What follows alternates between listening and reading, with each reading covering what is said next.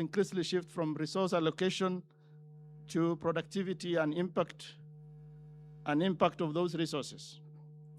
The key question is no longer merely how we spend, but how we effectively convert public resources into quality resources, economic opportunities, and improved livelihood for Wananchi.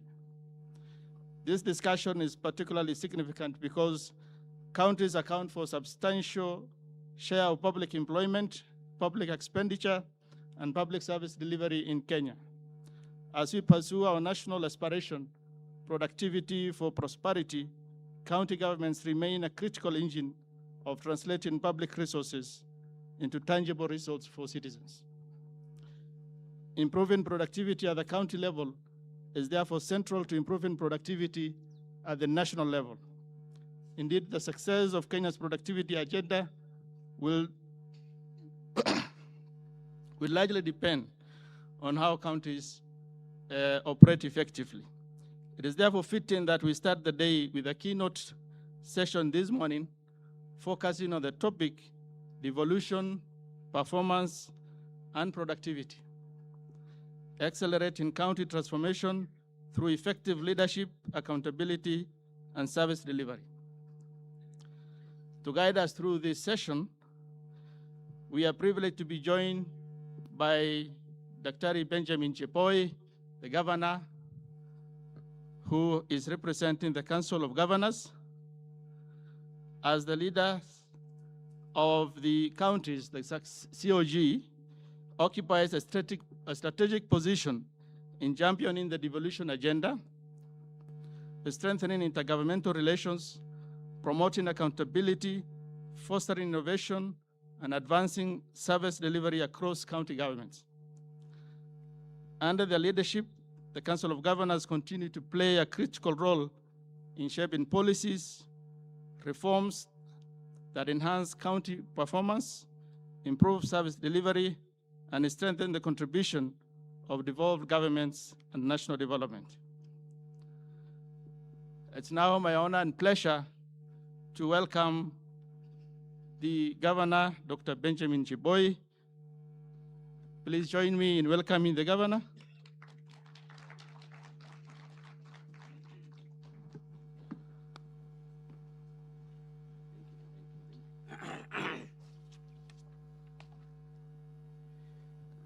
Thank you very much.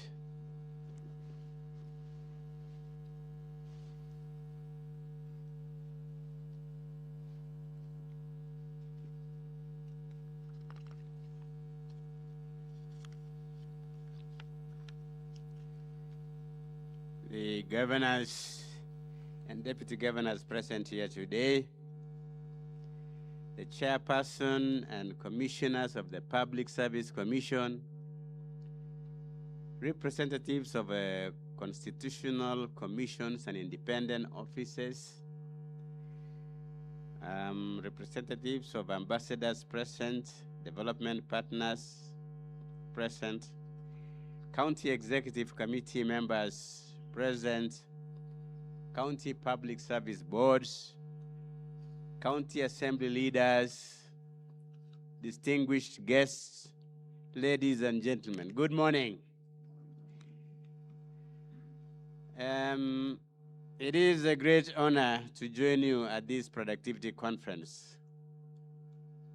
Let me first of all declare that I'm here as the chair of the Council of Governors. I represent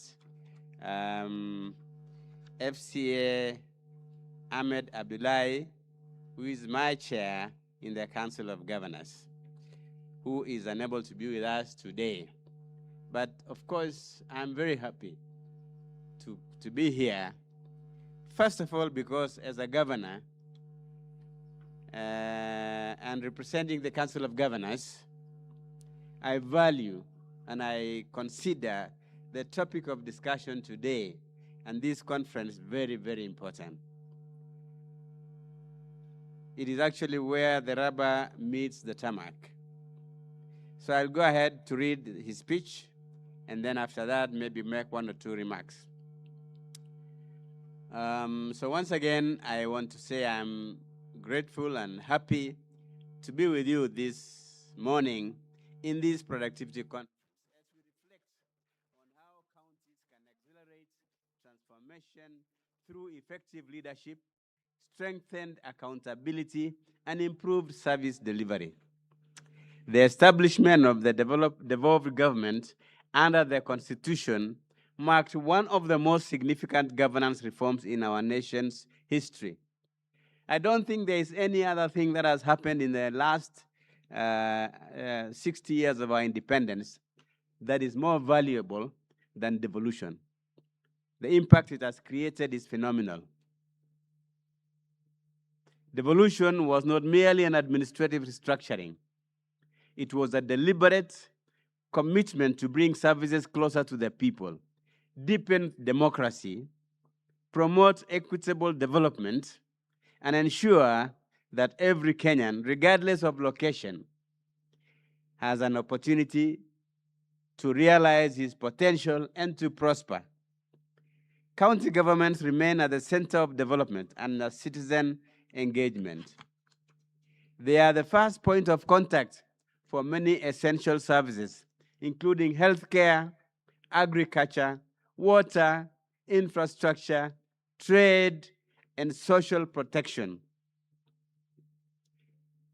Of course, the first contact with education is through the county governments. ECDE is the first contact of education for anybody who wants to go to school. The success of devolution, therefore, depends largely on how effectively counties deliver these services and respond to the needs of their citizens. To achieve meaningful transformation, we must begin with effective leadership. Leadership is about vision. It's about integrity.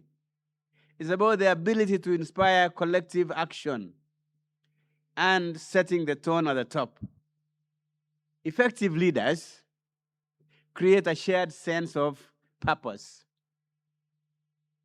They mobilize resources efficiently and foster a culture of innovation and collaboration. I don't think they mobilize resources effectively alone. The most ideal thing is having mobilized resources. Have you deployed them effectively? Do we have a return on investment? Of course, sometimes the public sector does not calculate return on investment because in the private sector, we ask, how much have we made? In the public sector, there are many parameters of calculating the return on investment. They therefore make decisions that prioritize the public interest and ensure that no community is left behind. However, leadership alone is not enough. It must be anchored in accountability. Citizens entrust public institutions with resources and authority, and we have a responsibility to demonstrate that these resources are managed prudently. The key word there is prudently and transparently. You can manage it transparently, but you're not prudent.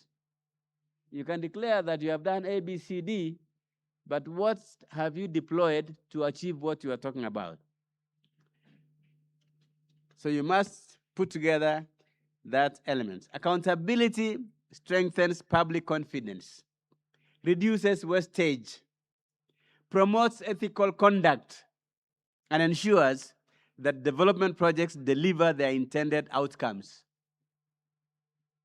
Yes. What have you used your money for?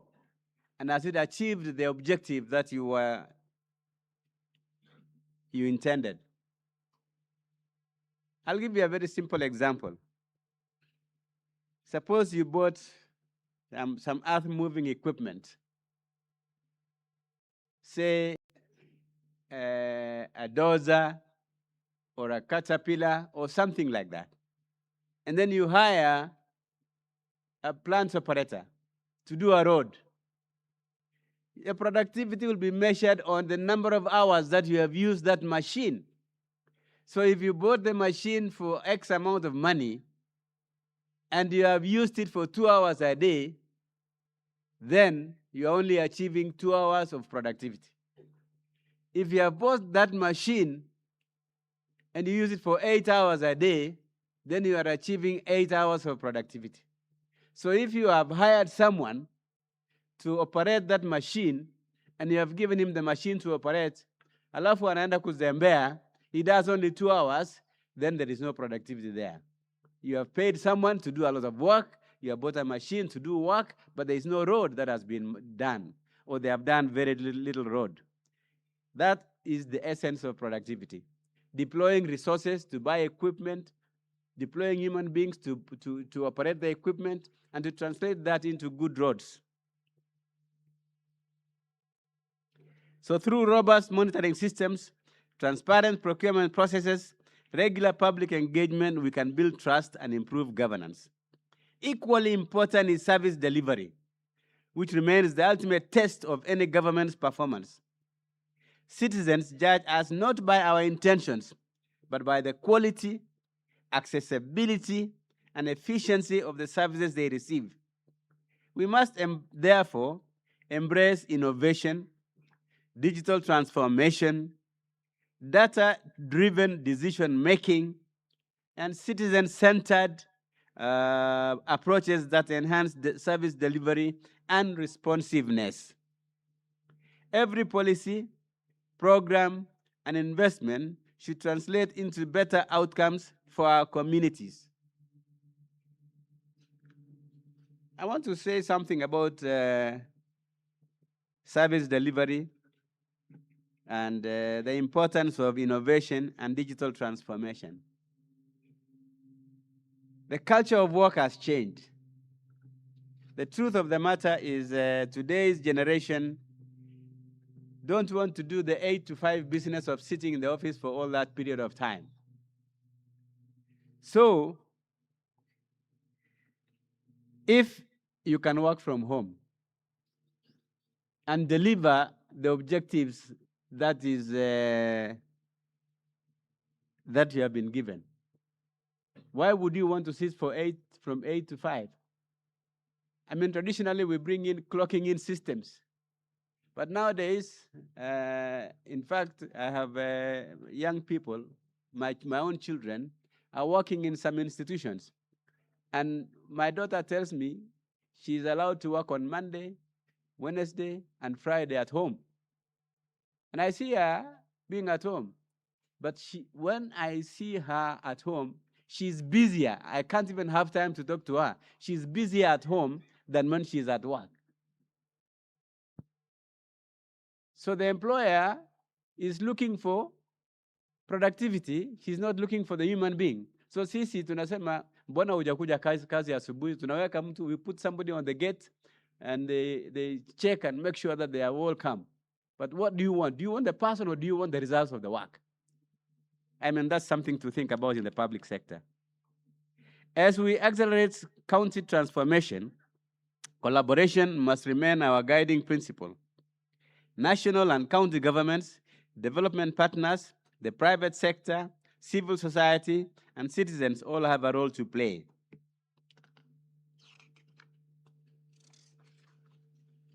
Sustainable development is achieved when we work together, leverage our strengths, and remain focused on shared goals. Yes, we must work together.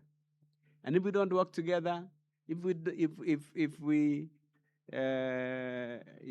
are thinking differently and we are not working together, we might not achieve those shared goals.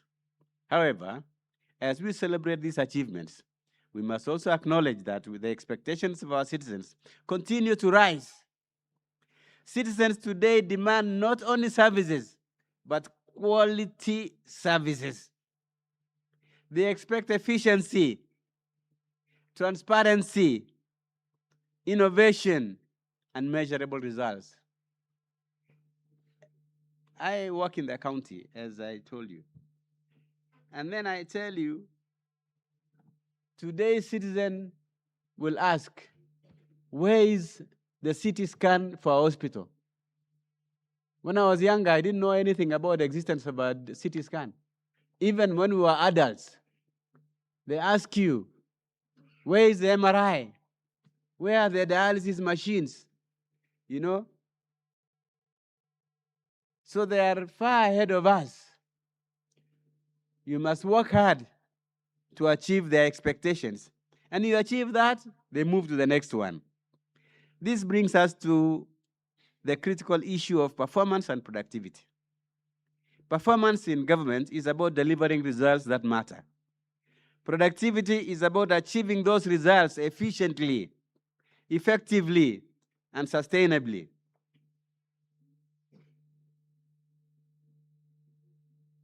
You know, sometimes they ask, where are the doctors? We don't have specialists in our hospitals. Kwa nini? Eh? And after you have gotten the doctors there, they will ask you, I went to the hospital and I didn't see the doctors working. Because these doctors have got some moonlightings, you know, they have got some clinics in the center there. So they are asking questions. You have spent our money to hire a doctor to pay him 300,000 shillings. How much time is he spending in the hospital? And how much time is he spending working with serving the patients? The public are asking accountability questions.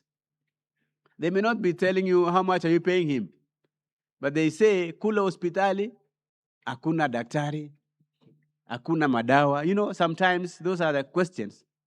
And then they want to come and impeach you because they are not there. Productivity is about achieving those results efficiently, effectively, and sustainably. Yes. Will the equipment that are in the hospital work continuously? What is the downtime? Have you bought the right machine? You know, these are the questions that we should be asking ourselves. If you have bought a CT scan for 50 million shillings, that's good money. Then you ask yourself, how many times is that machine operational? And do we have the guy to operate that machine? Or has he gone out there to do something else? Those are the questions that we should be asking ourselves. You have hired a doctor, or you have hired an expert in radiology, paying him good salary, but then he's not there to operate the machine. So the machine is there, the patient is there, but there's nobody to operate the machine. And yet, that machine costs money every hour it is sitting there. The patient is waiting, there's nobody to operate on. The question is, are you efficient in the use of that machine? Are you efficient in the deployment of the staff that are supposed to be operating the machine? Are you efficient in having a doctor who is supposed to interpret the results of the machine or the diagnosis that the machine has provided? So together, they determine whether counties can meet the aspirations of our citizens and contribute meaningfully to Kenya's national development agenda. The future success of devolution will depend increasingly on our ability to drive economic productivity at the county level. That is a question. We are considered to be an agricultural country, and that our economy relies significantly on agricultural productivity. So now our counties are given the responsibility of managing agriculture, supporting the farmer to produce.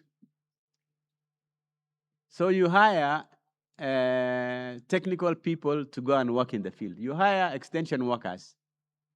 I did hire some extension workers recently, 148 of them.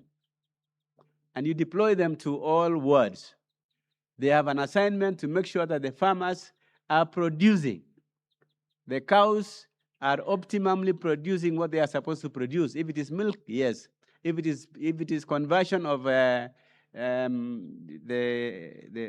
waste into beef, that's the point. But now you have deployed these guys to the field. Do you have a system of monitoring whether they are going to work? Because you are not in the field, you are just a governor sitting in the office. Umewaajiri hawa, they are supposed to be in the field, and they are not there, wanaenda kufanya shughuli yao, the productivity will not be seen, because if they cannot help the farmers to produce, how can you measure that results? So you have got to develop systems of monitoring and evaluating the performance of those people. Because like I said, you are paying this guy, expecting him to make sure that the farmers increase productivity in whatever they are doing.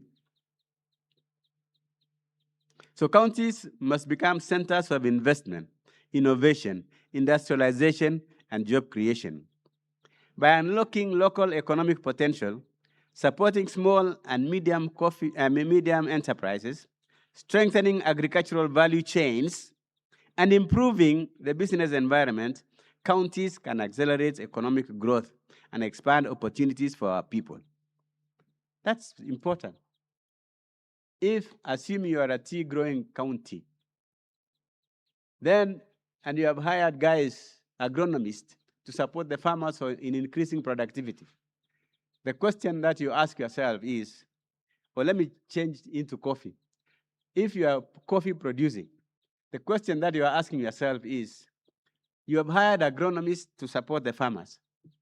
If for every bush of coffee that you are producing, you are getting 1 kilo of beans, we expect that if you have an agronomist who can help the farmers to develop agricultural practices that will improve the production, you expect them to move from 1 kilo to 5 kilos per bush.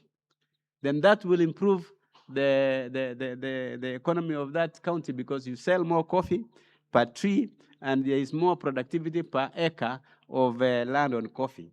If you are doing a ton per acre, then you should maybe go for 2 tons per acre, and that translates into income for the country, because at the end of the day, you sell that coffee, you export, then you get dollars coming in, that is money for the county. As we move forward, let us embrace a results-oriented approach to governance. Let us shift our focus from inputs to outcomes. That is what I've just said. From activities to impact. You can be very busy, actively. You are hiring people. You are proud and say that the doctor to patient ratio is XYZ in my county. But then, are those doctors seeing the patients? Has it reduced the mortality rates? Has it improved the health of the people? Because if you improve the health of the people, those guys can now work and be productive. The relationship between all these things, the services that we give, and productivity is real. Those are the questions that you must be asking yourself, so that when we go out of this conference, you can be able to communicate the same to the people, the actors on the ground. It should not just end in this conference that we have now the parameters of improving productivity. Let it be translated into a situation where someone on the ground can measure his work and ask himself, have I done a good job today? What productivity results are we talking about? The next phase of devolution, therefore, demands bold leadership, stronger accountability, enhanced productivity, and unwavering commitment to service excellence. Together, we can build county governments that are efficient, transparent, innovative, and responsive. Together, we can accelerate county transformation and improve the quality of life for every Kenyan. Yes, that is very fundamental. The quality of life. Are they producing enough food? And if they are producing enough food, are they even aware of what to eat so that they can be healthy? Are the nutritionists educating the public on how to convert the food that they have into good health?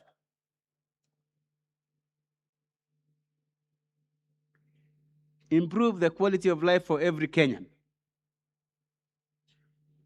I mean, you are trying to provide water. You provide water, yes. Is it as close to the home as possible? Is it clean water? Is that water translating into good quality lives? You know, those are the questions that we should be asking ourselves. Therefore, together, we can fulfill the promise of devolution. In closing, let us remember that transformation is not measured by plans alone. We can do very good plans. We can write very good CIDPs. We can do annual development plans. We can do national development plans. But if we don't translate them into tangible activities that translate into quality of life for our people, then we will just be marking time, as one would say.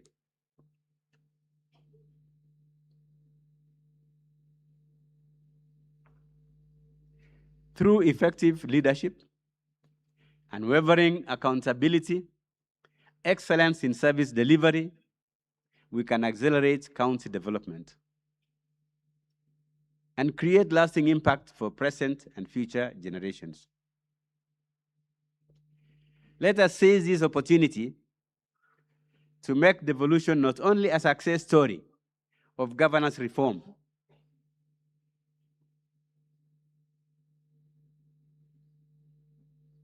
but also a powerful driver of national prosperity and sustainable development. That is very important. Ultimately, we are proud to say that devolution has brought services closer to the people. Devolution has brought services closer to the people. That is true. But we must ask ourselves, what services? What is the quality of services that we have brought closer to the people? What is the return on investment? Because we are getting money from taxpayers through the shareable revenue, through on-source revenue, through grants from development partners, through loans. All these things are being paid by the public as taxes. The question is, are we translating that investment that we are putting in the service into good quality life for our people? That is a moot point. Ladies and gentlemen, I don't want to add anything more than that. I just said some of the things that from experience I know, and I think all other governors will say the same thing. So as we do our policies, ultimately, the most important thing is delivery of good quality service and transforming our people to live better quality lives. Thank you very much, and God bless you all.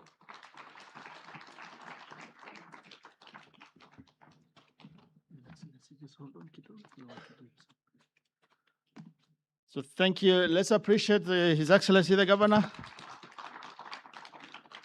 Yes, thank you very much, Your Excellency, for that insightful keynote address. Your remarks highlighted the critical role of leadership, accountability, and productivity performance in unlocking the potential of our county governments. And we appreciate that. And may I welcome our chairperson, chairperson of Salaries and Remuneration Commission, to give to the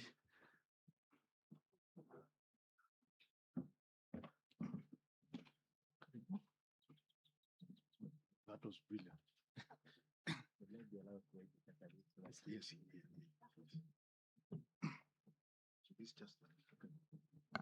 Thank you, Your Excellency. Let's appreciate him once more.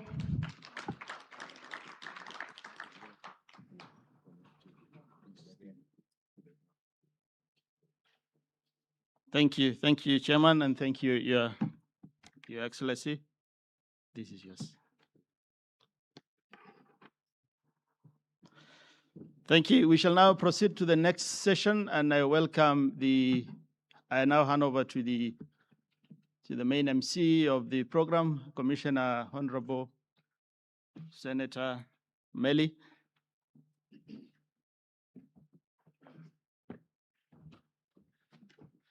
Let's appreciate Commissioner Harden.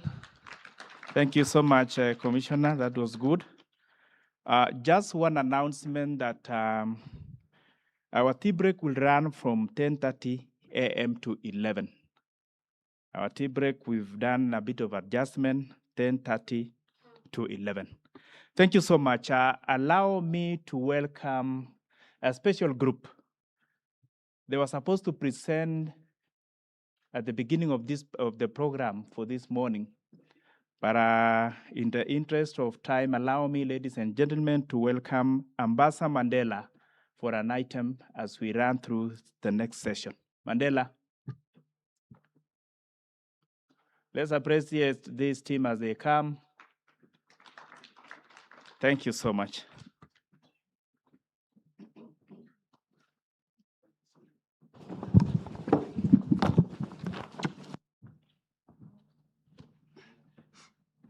Yeah, I need to use the mic. Thank you. Wow, what an amazing sunrise. How are you feeling in amazing suits? Don't be too stiff. I know you guys are very fit. So this sunrise, my name is Ambassador Mandela, and I'm Dovis Ebi, Project Manager, Strategic Alliance for Maramaso Limited.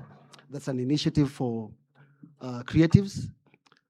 We are here to empower, we are here to collaborate, we are here to amplify the creative economy on our end, as we also give you a nice music after that. Before we continue, I'd like to give you a brief intro and a speech from Maramaso. Music is 5% of our GDP, a revenue earner and a cultural export. But we lose millions through fragmented royalties, high equipment duties, and weak copyright enforcement. That is inefficient, we cannot afford. Beyond revenue, music is our fastest communication channel.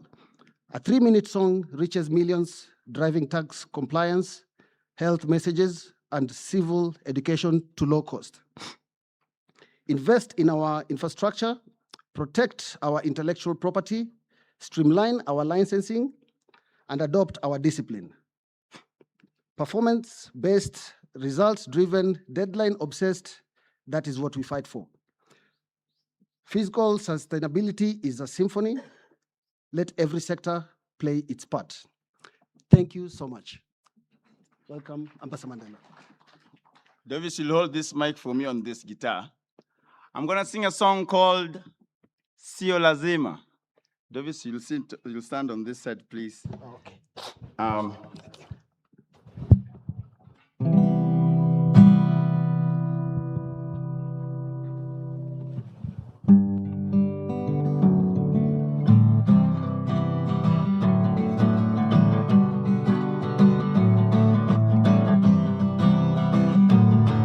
Kuna mtu mzalendo anapenda nchi yake, anapenda rafiki zake na watoto wa jirani zake, tena hapendi balaa, anaishi kwa jasho yake na hawezi lala njaa, ana marafiki zaidi ya ndugu zake.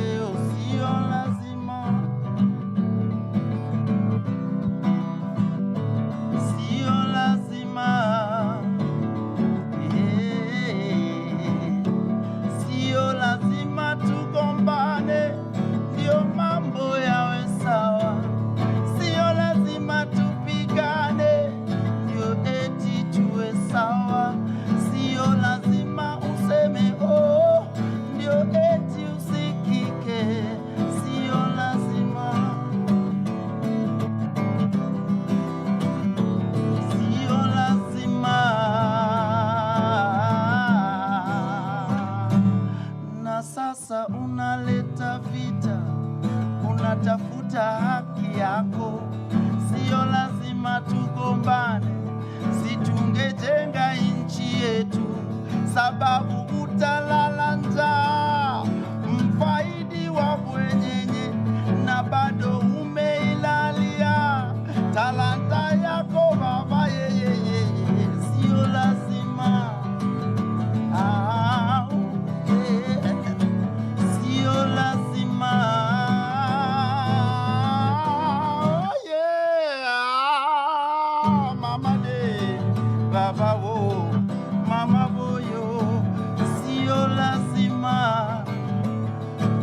sure you know how to sing a song. Sio lazima. Just sing with me. What you say is sio lazima. Unajua ukinyamaza sana unaweza kunuka mdomo mpaka dereva shindwe. Sio lazima. Unaimba kidogo na hapo na kuachia kidogo. Sio lazima. Thank you so much. I think that was it. I have a lot of songs out there. My new album is called Culture Shock, and it's all about putting together and celebrating our cultures in different infrastructures. More life, more positivity. All I need from you is to support the infrastructure of the creative economy. Just imagine, I am here representing 5% of the GDP. You know, I'm an artist, I can get away with that one. My language is music. But I stand here today representing about 325,000 creative businesses out there that are looking after people like you and me in suits. And I think this message suits us all. More life, more positivity. Have a nice one. Thank you so much.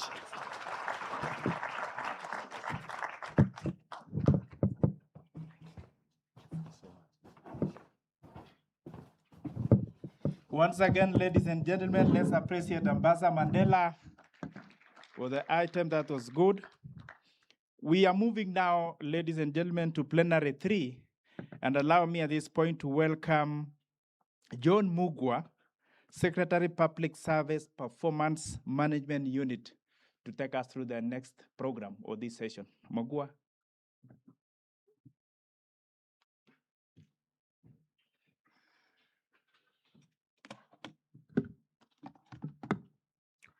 So thank you very much, Session Chair. Just to correct that, my name is not Mugwa Commissioner, but my name is Magua, John Magua. Observing all protocols, let me also welcome you this morning to this third plenary session that we are going to tackle the topic on productivity and performance measurement, management recognition, and rewarding practices. Just so that I feel that I've welcomed each and every one of you, kindly turn to your neighbor on the right and on the left and just extend your hand and say a good welcome. I didn't say at the back, I said on the left and on the right. You must be good students. I said on the right and the left. So if you extended at the back, and you know this topic is about performance measurement, then you already know your scorecard. Nevertheless, this topic will be handled in 3 sets. It's a heavier topic because we have the issues of productivity and performance measurement. As I've said, we also have management recognition and rewarding practices. These are words that are familiar. These are words, phrases that in HR, in performance management, we'll call them fundamentals of HR and performance management. Measurement, whether productivity measurement or performance measurement, is basically assessment of how employees as individuals or organizations efficiently and effectively achieve their goals and ultimately their mandates. You may have noted that the common word between performance measurement or productivity measurement is actually the word measurement, which we are going to tackle during this topic. And no wonder, as we normally say in performance management, we have one fundamental principle that we always say, that what gets measured gets done. What gets measured gets done. If I move to recognition and rewarding practices, and I'm sure you are all aware about this, it's about acknowledging and appreciating individuals, work teams or organizations in respect of their achievements but based on clearly defined parameters of a period of time. Again, we are going to tackle this topic within the timelines that we have. But so that I don't preempt the discourse around this topic, allow me then to invite the distinguished speakers to make their presentations. We'll have 3 speakers. The first speaker will make the presentation online, and then the other 2 speakers are already with us here. Will be able to usher them at the podium once we are done with the first presentation. So the first presentation will be a UK study on productivity and performance measurement, management recognition, and rewarding practices. This is a presentation that is going to be done. Let's go OECD first. OECD. Yeah, I will take the logical. Okay. I'm told that the first presenter who was to do this virtually is not ready.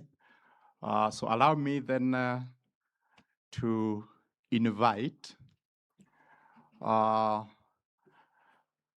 the presenter who is going to handle the issues of OECD.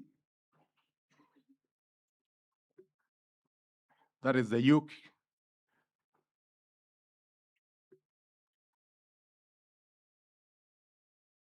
I need to be sure that is the virtual one. Yes. So the virtual one is okay. Okay. So allow me then to start with the same order that I'd started with. This is the UK one. UK first. Okay. UK one. Maybe I wait here. Okay, I can start.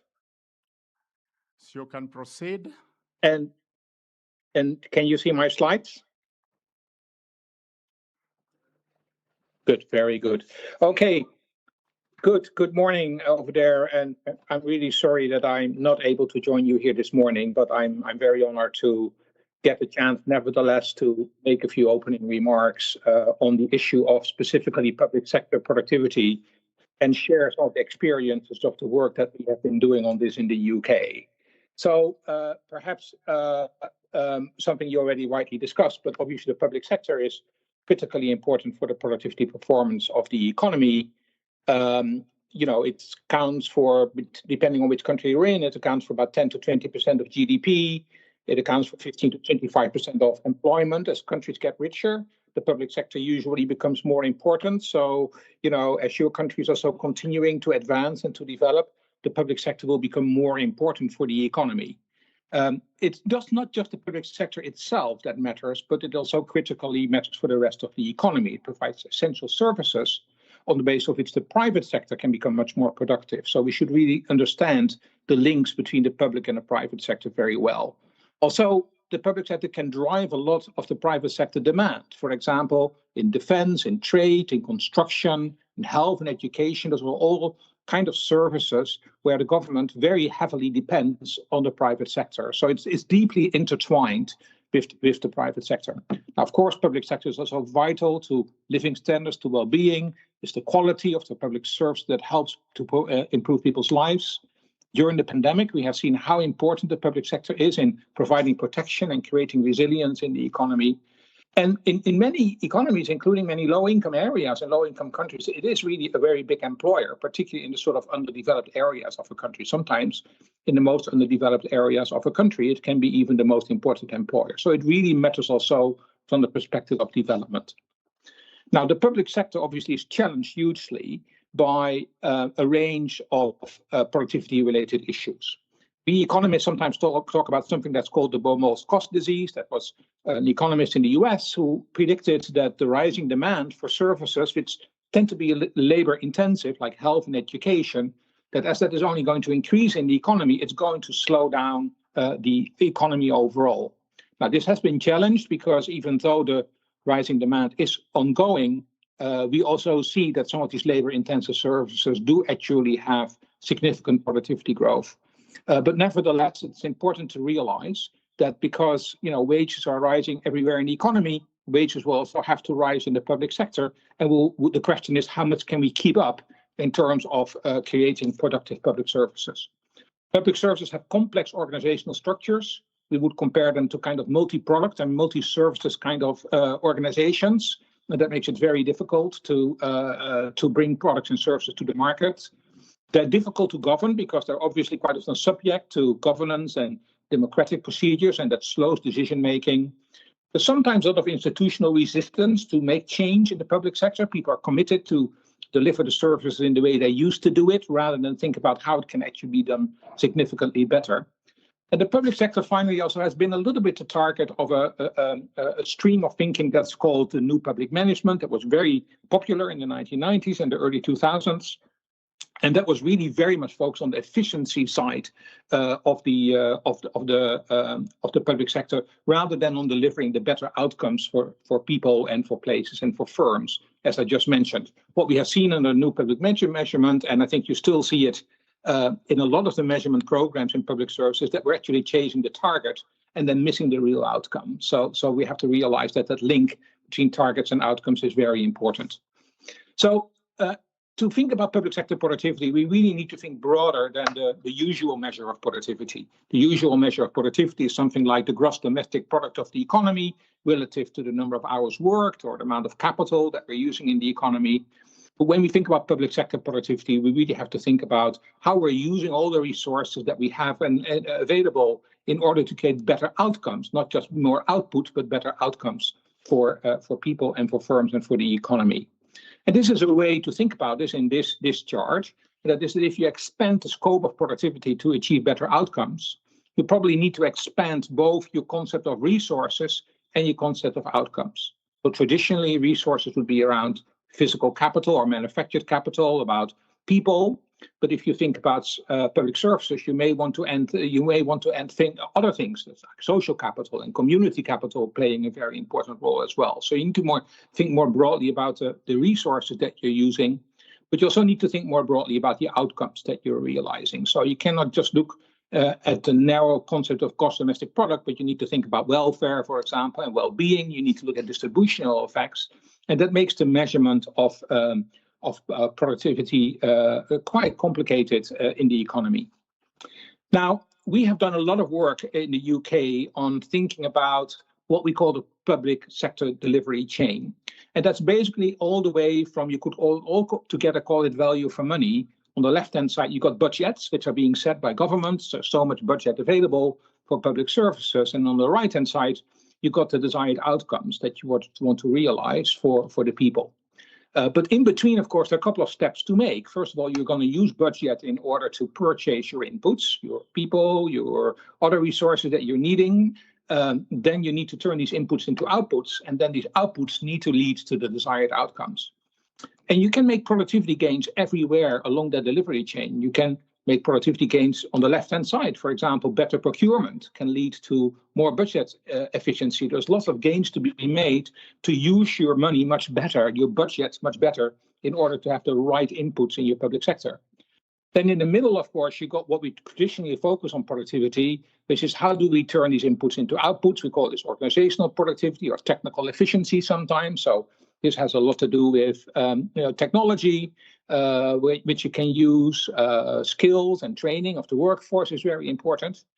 But then finally, on the right-hand side, as I mentioned earlier, we need to make sure that the outputs also we realize the inputs that we're needing. So the targets that we're after need to realize the outcomes. And we sometimes call that the effectiveness rather than the efficiency, right? So on the left-hand side, you've got sort of the efficiency part of the story. And on the right-hand side, you've got the effectiveness part of the story. Now, the point of this delivery chain really is that it helps you to really understand that there are productivity gains to be made across the delivery chain, and that when organizations want to become more productive in the public sector, they really need to think about these various parts of the delivery chain. Now, public sector is a very complex matter and therefore very difficult to measure. First of all, we have no market prices, so it's very difficult to put a price on each of those services because they're kind of predetermined what the cost of it is going to be.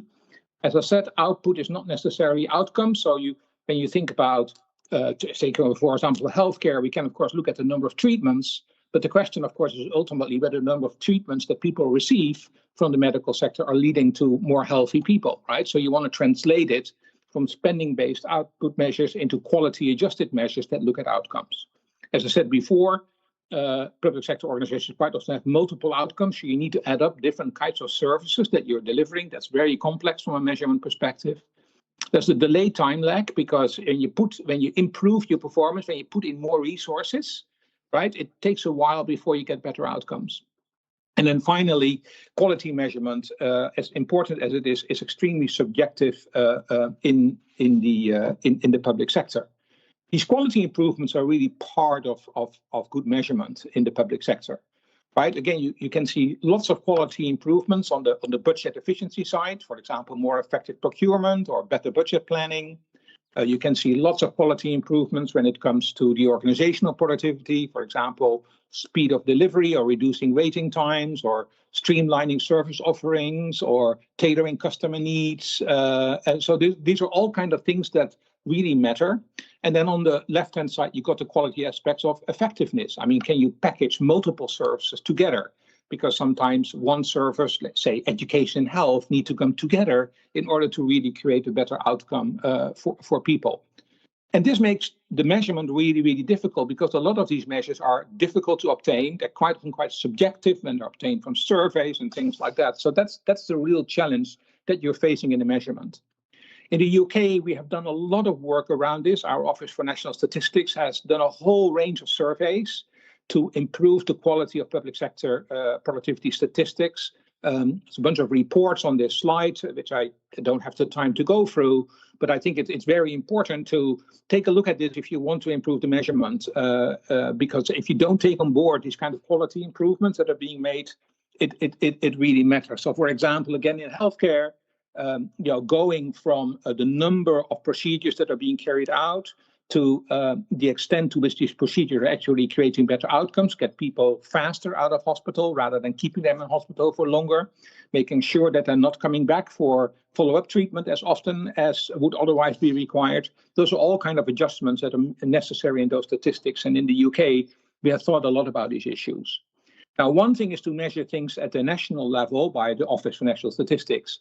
But then also you need to be able to track that performance within individual public sectors. And again, there's a lot of work going on in the UK, particularly the Institute for Government has a public services performance tracker, which you can see online. It has 250 indicators that present things like spending and demand and workforce issues and outputs and outcomes, as I discussed. And it really gives you an annual report on whether the 9 public sectors that you're seeing here, how they perform against the targets that the government is setting themselves. So this is a really useful way to complement the national statistics, which need to fit into the national accounts, relative to the performance statistics that the sector itself needs in order to improve their performance. Now, let me make a few remarks on what is driving sector productivity, and then I will finish.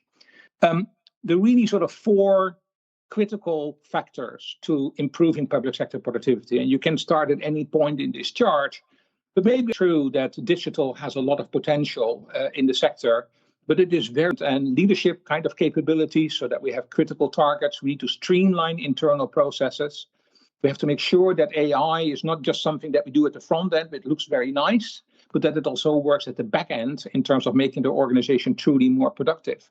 I've seen a lot of cases in the UK where AI is used to improve the outcomes, but at the same time, it uses a lot more resources, so it doesn't make you more productive. So the back end is really important. And also AI is needed to resolve information bottlenecks, which are very important in the public sector because of the complexity of the organization. So digital is critical, but I don't think we should overhype the effects and certainly not expect very quick effects in terms of increased productivity in the short term. It requires a longer term commitment for the organization and also for the government in order to make these technologies really work. It's quite often helpful to have a separate unit in government that is driving this program and make sure that lessons are being learned across the sectors so that not everyone is sort of reinventing the wheel and just trying something, whereas somebody else may already have good experiences with it. Secondly, capital remains very important. Public services is a people business, but that doesn't mean that you should not invest in hardware. Good buildings, good infrastructure really matter. As much as this is a people or an intangible business, we have seen many examples. The healthcare in the UK is a good example where we have underinvested structurally into the quality of the structures, the buildings, and so on in hospitals. And that makes digital transformation, for example, much more difficult because, where are you going to put your servers? And how do you make sure that, the work floor is organized in a way that it can use these technologies very efficiently? Capital investment requires a long-term plan, a flexible plan to be able to make adjustments, and it really needs scale. So you need to make sure that if you make these capital investments, that they have substantial, that they're not piecemeal, and that are spread out over time. Turning to the people factor, I already mentioned the importance of skills a couple of times. Training is very important, but I think behind it is really the willingness of the workforce to become more agile. And that means that it has to focus on continuous learning. It's not about, trying to, send your people in the organization to a course and then acquire a couple of skills and then keep doing what you're doing. But we see in the private sector that the most productive organizations are organizations that continue to learn, that have that have practices that allows them to learn lessons from what they have done before and share those practices across the organization as well as between organizations. So management really matters here very importantly. It needs to focus on good project management and on business design. So workforce is more than just skills. It is also about how you structure the organization to do this. And then last but not least, organizations matter. As I said, public sector organizations are complex for obvious reasons. Lots of different services we provide, lots of control from government on what is going on, changes of priorities and all those kind of things. So creating a long-term focus, being able to scale up in the longer term are very difficult to do. But we generally find that if we have a commitment of subsequent governments to make sure that organizations can continue to improve their performance, you get the best results. You get the worst results if governments start to churn and chop and cut budgets and then raise them again and so on, which is why focusing public sector productivity on cost cutting, although that's an element, cannot be the only part of the story because it really makes it difficult for organizations to become more adaptive and to drive productivity. Now, with all of this, we have lots of experiences in the UK, which I'm absolutely happy to share. I understand we have a later discussion. We've done a couple of really good things in the UK, but the chopping and churning and the continuous change of policy has been standing in the way of really getting the productivity results. But maybe we can talk a little bit about that during the panel discussion. Here are just a few links to work that we have been doing in this space in the website of the Productivity Institute, but these charts can be shared and people can use them as they like. And with that, I'll stop my opening remarks and I'll hand back to the chair. So thank you. Thank you very much, Professor Bart Van. I'll request that you hold on because you have two other presentations, after which you'll go to the panelists. Distinguished delegates, allow me then to invite the second presenter of this session. And basically, he's going to narrow down on the area of productivity and performance measurement, management recognition, and the rewarding practices, but then zero down on the case study of the Organization for Economic Cooperation and Development, the OECD. The speaker is Mr. Simon Calwat.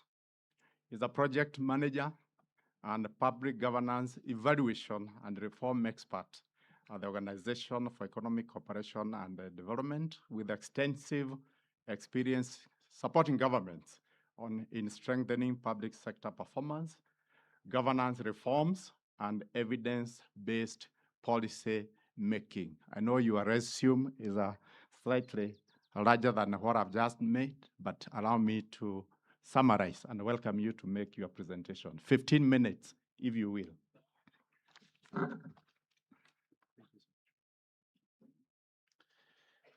Thank you so much. Hello, everybody. If you could get my slides on the screen, that would be fantastic. So let me start by thanking you all for having me as part of this amazing conference. It's my first time in Kenya as well.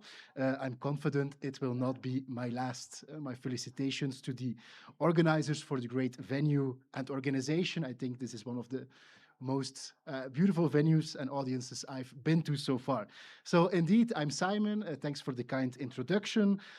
Prior to working at OECD, I also worked for the Belgian government, the Prime Minister's Office on Sustainable Development and International Relations, and also worked at the regional and the local level.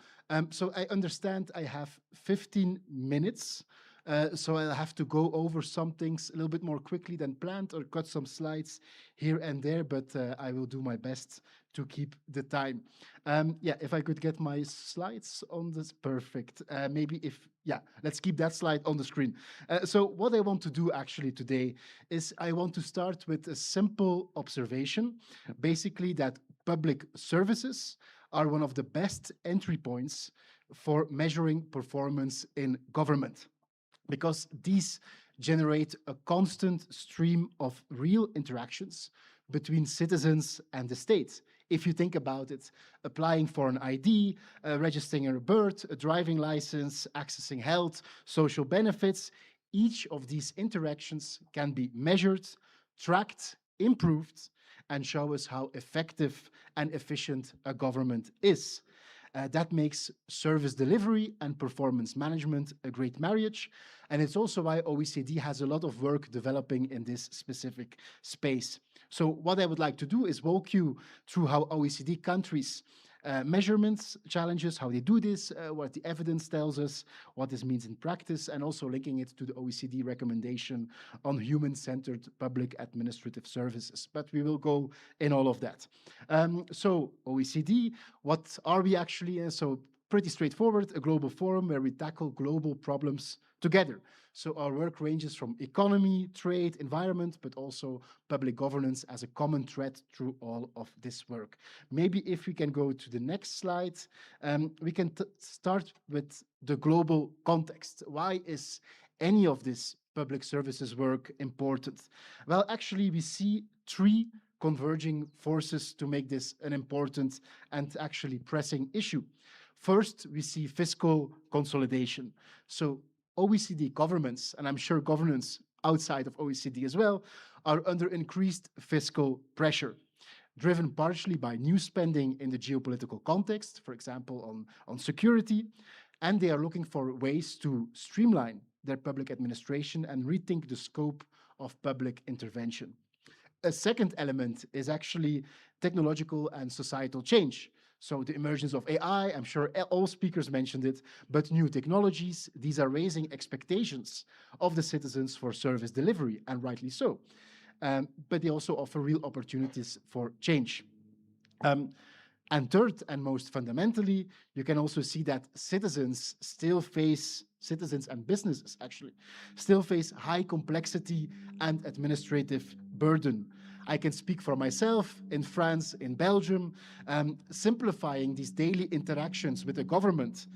It is really a core concern, and it is so important. So if we can start from the user rather than from the administrative structure, I believe we can really help prioritize our effort and drive real improvement.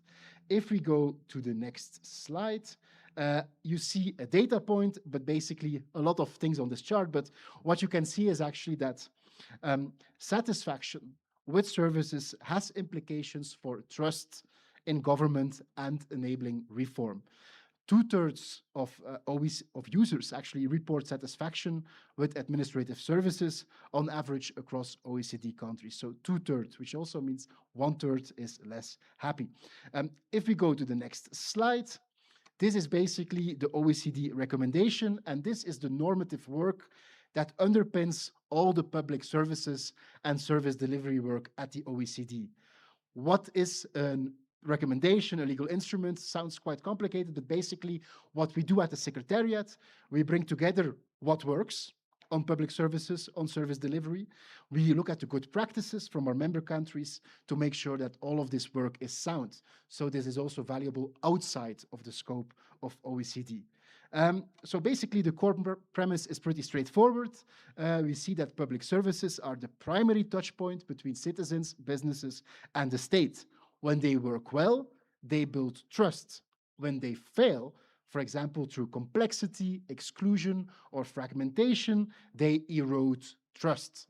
So a human-centered approach puts users' needs and expectations at the center of interactions and how services are designed and delivered, ahead of administrative convenience or legacy systems. Maybe for the sake of time, I'll keep it short, but basically we look at 4 things in this work. So vision, core foundation, accessible services, and measurement. And indeed, you can see on my slide, maybe if you go to that one, that's perfect. This is actually the pillar I think it's most relevant for today's. So actually the 4th pillar, we look specifically at measurement, on performance management. And I think this pillar is actually the most demanding element of the recommendations. And it's also one that most countries actually under-deliver on. So it sets out 4 main insights. Basically, we want measurement to be rigorous. We want to make regular user surveys, complaint data, service standards, common methodologies across agencies, so findings are comparable rather than just a collectible. I will come back on that. We also want to be inclusive. We want to have disaggregated data, looking at demography, covering all delivery channels, and also look at people who don't access services at all. Absence of data also tells us a lot in this. 3rd element, we also want to engage openly. So we want to publish performance data on a regular schedule, open by default, giving citizens access to this information so we can feedback on this. And 4th, this is actually the requirement that brings everything together, closing the loop. So using experience data as a core management input and not a reporting exercise. So we need to make sure that performance information, it is embedded in decisions, in service redesign, in accountability. So there are a lot of great insights today, I am sure, but if you need to remember one thing from my presentation, let this be it. And so the core element that we need to make use of performance information and not just generate it. So not just do you measure, but does your measurement change anything? We see many OECD countries with a lot of complicated KPIs and parallel reporting structures which really overburden civil servants. We don't want to generate work, we want to generate change.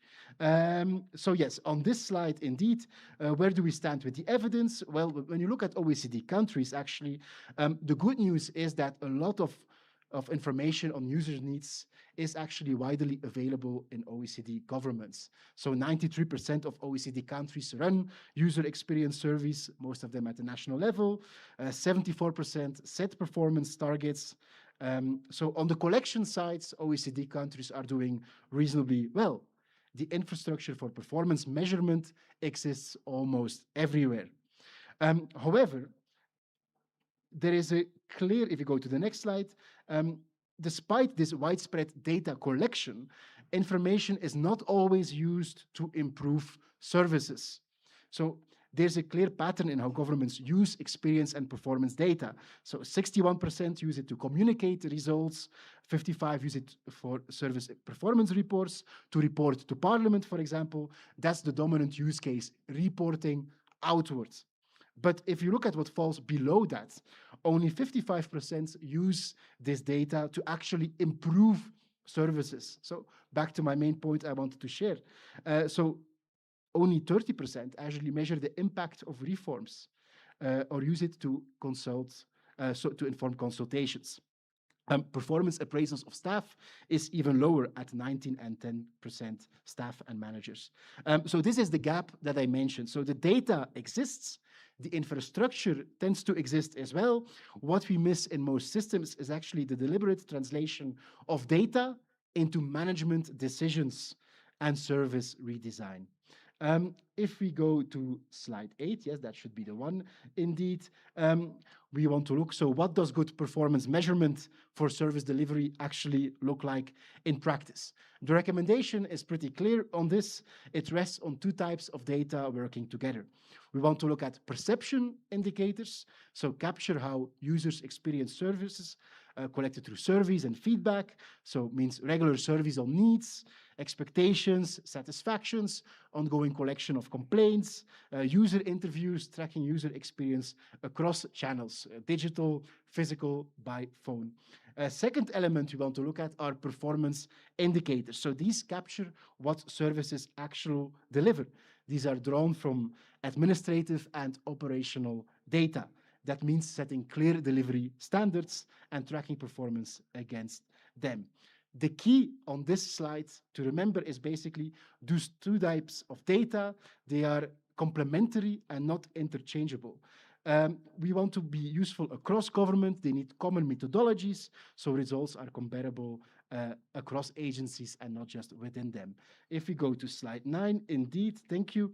So measuring public service performance is not one thing. It depends also on what question are you trying to answer. And this slide specifically maps 3 distinct angles, so each of which requires different data. Basically, public service effectiveness, so are services efficient, cost-effective, delivered on time. I will go a bit quick over the slide for the sake of time. The quality of public service, are service delivered fairly, transparently, with accountability. And finally, the satisfaction with public services. This is the user view. How do citizens actually experience this service? So why all 3 of these matter. A service can score well on effectiveness. It can be fast, cheap, high volume, but score quite poorly on satisfaction of quality. Maybe I propose to skip slide 10 for the sake of time.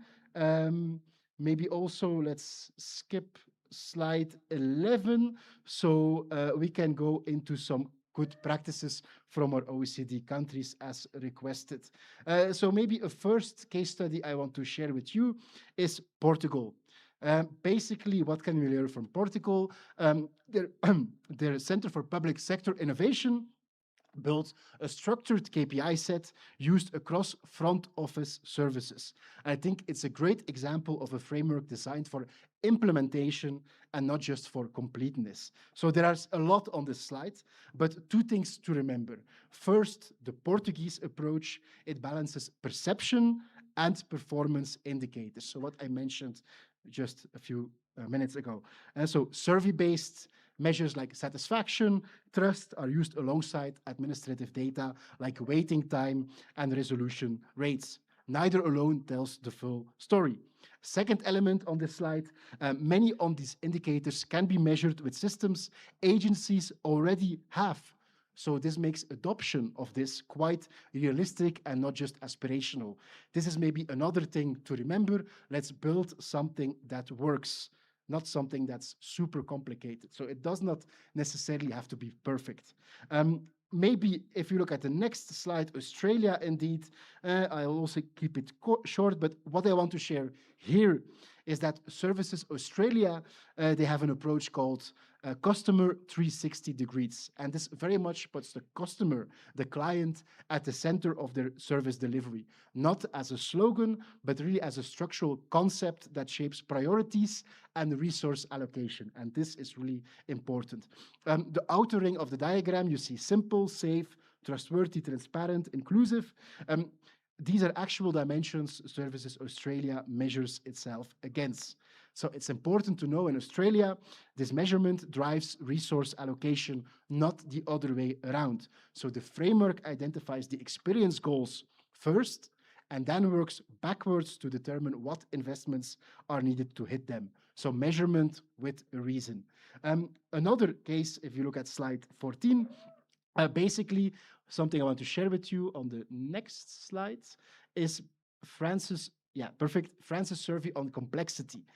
In France, basically, they run a dedicated survey on administrative complexity every 2 years. So it measures complexity as a standalone indicator separate from general satisfaction. And we see that actually 76% of people find procedures simple overall. But that average masks real variation. There is actually a big complexity spike around specific life events, like having a child or choosing educational orientations. So this is actually the information we want to know and that a general satisfaction survey would miss. So this is something we can really improve on as a government. So the lesson here is if you only measure satisfaction with public services, you learn whether people are happy. But if you also measure complexity, you learn where to simplify and to improve performance. Maybe the next slide, and that is almost my final slide, but on Estonia and France, this is another question, basically how data is collected, but how is displayed and used to communicate. So there are two different examples here. Estonia, they have a dashboard built for internal performance management. So they look at digital uptake, state services online, regular e-service usage. These are not just headline statistics, but these are very much government priorities in Estonia. So these priorities are tracked over time, which means the government can spot where the digital uptake is stalling and target intervention before it becomes a bigger problem. So this is actually a management tool, a communication tool second. France's example, they have a barometer that is designed the opposite way. It is for citizens, not necessarily for managers. So instead of internal performance metrics, this shows data terms users recognize from their own experience. How quickly a call gets answered when you contact the government, whether they are directed to the right service when you contact the government. So that choice creates external accountability, which is one of the key benefits of performance measurement and things. So something that internal reporting alone cannot generate. And my final slide and final example I want to share with you is an example from Thailand. Basically, Thailand is currently an OECD accession country, so they are engaging the process to become a full member. And I want to share this because today it's not only about measurement, but it's also about recognition and rewarding practices as well. And basically, the Thailand Public Sector Excellence Award, I think it's one of the clearest examples of recognition systems deliberately designed to improve, to drive improvement. So this award, it covers 3 tracks: service quality, participatory governance, and management quality. But the logic is the same across all tracks. To win, an agency must show measurable results, not just a good plan. The assessment process itself, so document review, field visits, interviews, it also becomes an external feedback loop, forcing agencies to connect their data through their performance. In a way internal reporting rarely achieves. There's also a top tier, basically, the honorary award.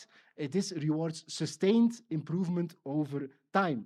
So not a single good year, but it's a deliberate design choice. It means recognition itself is built to reinforce continuous improvement. And maybe that's the third element to remember from today, that continuous improvement is something we want to aspire with performance management.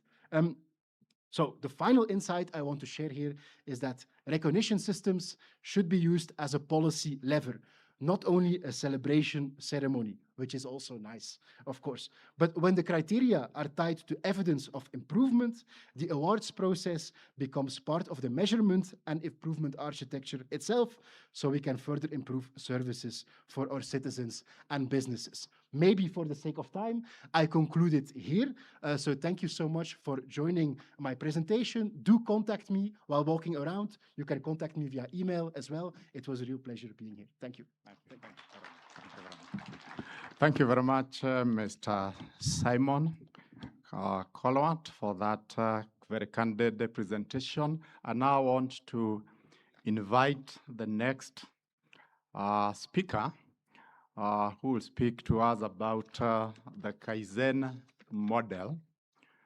Kaizen model is a Japanese methodology and a philosophy that is modeled on what Mr. Simon has just concluded with when he mentioned about continuous improvement through small and incremental initiatives or gains or changes.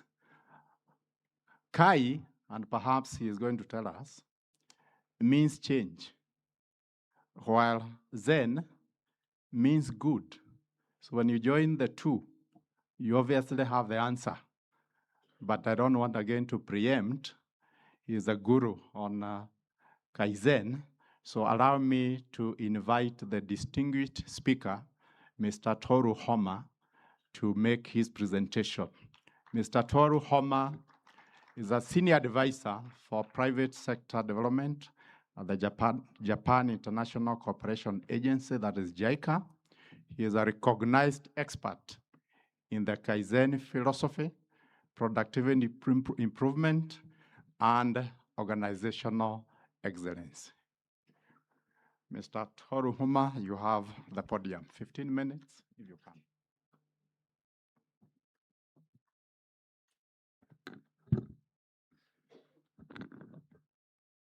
Good morning. So, how are you? Yes, thank you very much for giving me this opportunity at this very big conference. And thank you for the organizers. Thank you for the moderator, John Magua. And yes, as I told, I'm speaking on Kaizen. Have you ever heard the word of Kaizen, by the way? Yes, thank you very much. Yes. Okay, as Kaizen is, the Japan is the birthplace of Kaizen, but it's already internationalized. It's already English book. And so that kind of journey I'd like to share. I try to accommodate in 15 minutes, although it was meant for a longer presentation. But I have a slides. Could you show up? Yes, by the way, my name is Toru Homa from JICA, Japan International Cooperation Agency. And I'm based in Tokyo right now from just 2 weeks ago. Before that, until 2 weeks ago, I was stationed in South Africa for 3 years. I have serving for the African Union Development Agency, NEPAD. And my background is basically in the industrial development or trade and investment. We call it private sector development. So could you show the presentation materials? And yes, thank you very much. And yes, and I'm very happy to be here because I graduated the University of Manchester, where a professor participates online. And before JICA, I worked for OECD. Yes, yes. So I'm very comfortable here. Okay, thank you very much. Please go to the next slides. Yes, just quickly, JICA overview. JICA, Japan International Cooperation Agency. This is the basically bilateral officially ODA implementer under Japan government. And we have more than 100 country offices. We are operating in 150 countries. In Africa, we have 31 country offices. And next, please. Yes, and we are working on the various areas. We call it global agenda. We have 20 global agenda, like infrastructure, education, health, water. Among them, one of the global agenda, it is called private sector development. Although the name of the private sector development, the public sector is the very important part of this to provide the level playing field and ecosystem. And we have 3 focuses. One of them is Kaizen, especially Africa Kaizen Initiative. We have called the name of Africa Kaizen Initiative. I touch on this later on. Next, please. Yes, as the moderator rightly mentioned, the left top, that is the chart which exactly he means. The Kaizen, what does it mean? It simply means improvement, but original meaning is, as he mentioned, change for good, change for better. I cannot see. So, by the way, there are many meanings or translation, articulation. For example, in this book, Worker Managers Productivity. Actually, I'm one of the co-authors of this book. This book identifies Kaizen is a widely adopted practice developed in Japan to improve productivity and quality. Improve productivity and quality. So this is the keyword. I will repeatedly mention this about. And to enhance manager capital to make firms competitive. And there are several elements, attributes, like continuous improvement. This is also already moderator introduced. The second, again, the quality and productivity. These two parts is very important. And there are, yes, an inclusive and participatory approach. This is also other elements, not top-down only, but do the more inclusive and bottom-up from the worker level. Number 4, there are a lot of tools, methodologies, approaches are already created so that you can customize yourself along with these the dedicated tools. And finally, also, this is a comprehensive approach like total quality management. And so I will touch upon this later on. Next slide, please. And another books, this is created by JICA. I also participated. And so these also provide also 5 elements. What is Kaizen? Participatory, I already mentioned. Continuous improvement, yes. And scientific approach. So I will touch upon this later on. The Kaizen will be based on data. Origin is US statistical quality control. So this is rather scientific, rather than considered as more the managerial approach. The economical, this is not a need for the big investment to make productivity improved, not buying big machines or high technology, but rather economical. So that not large company, but small and medium enterprises, and regardless the economic the size of the country, so it can be applied. Finally, universal. So Kaizen is considered as you applied to manufacturing industry. Yes, that is the place which you are born. But not only that, it's already applied to any industries, including public sector. We have also a lot of cases on the public sector, even government sector.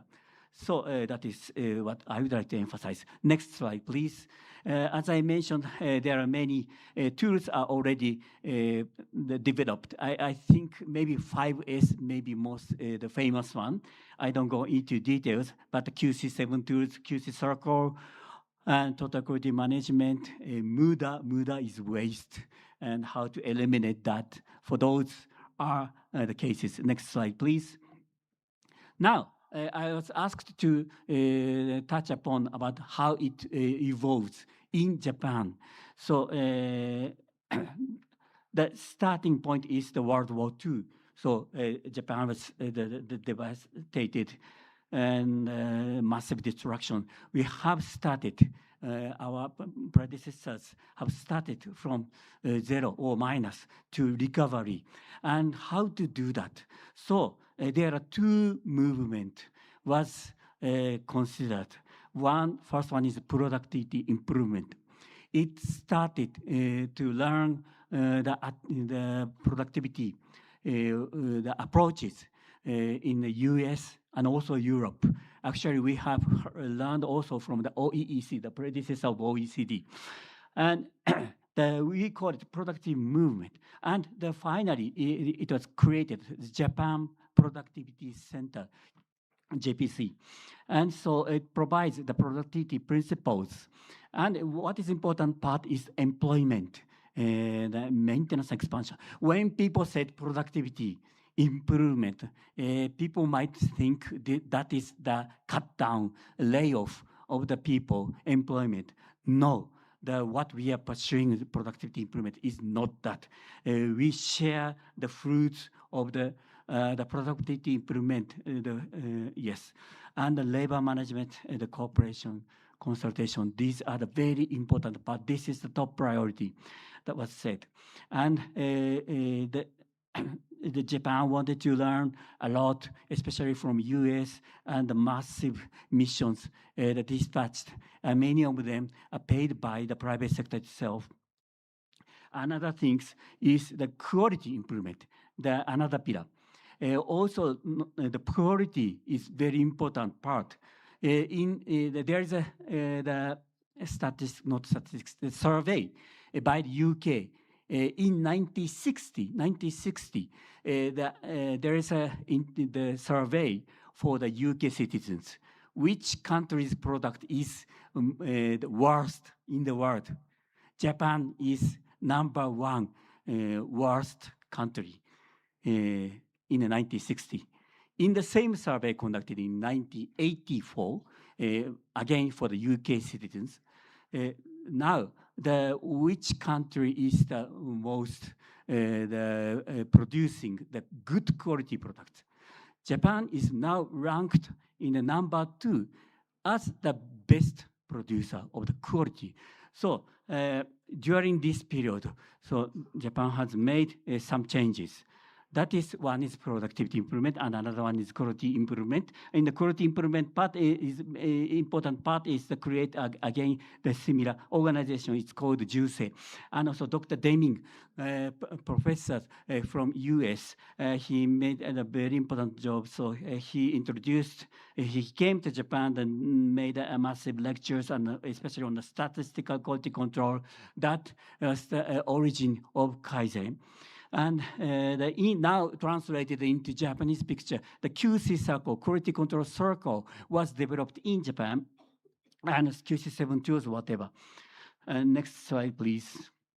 And then what maybe many people knows as Toyota did a very important job. And finally, it was created as a Toyota Production System, TPS.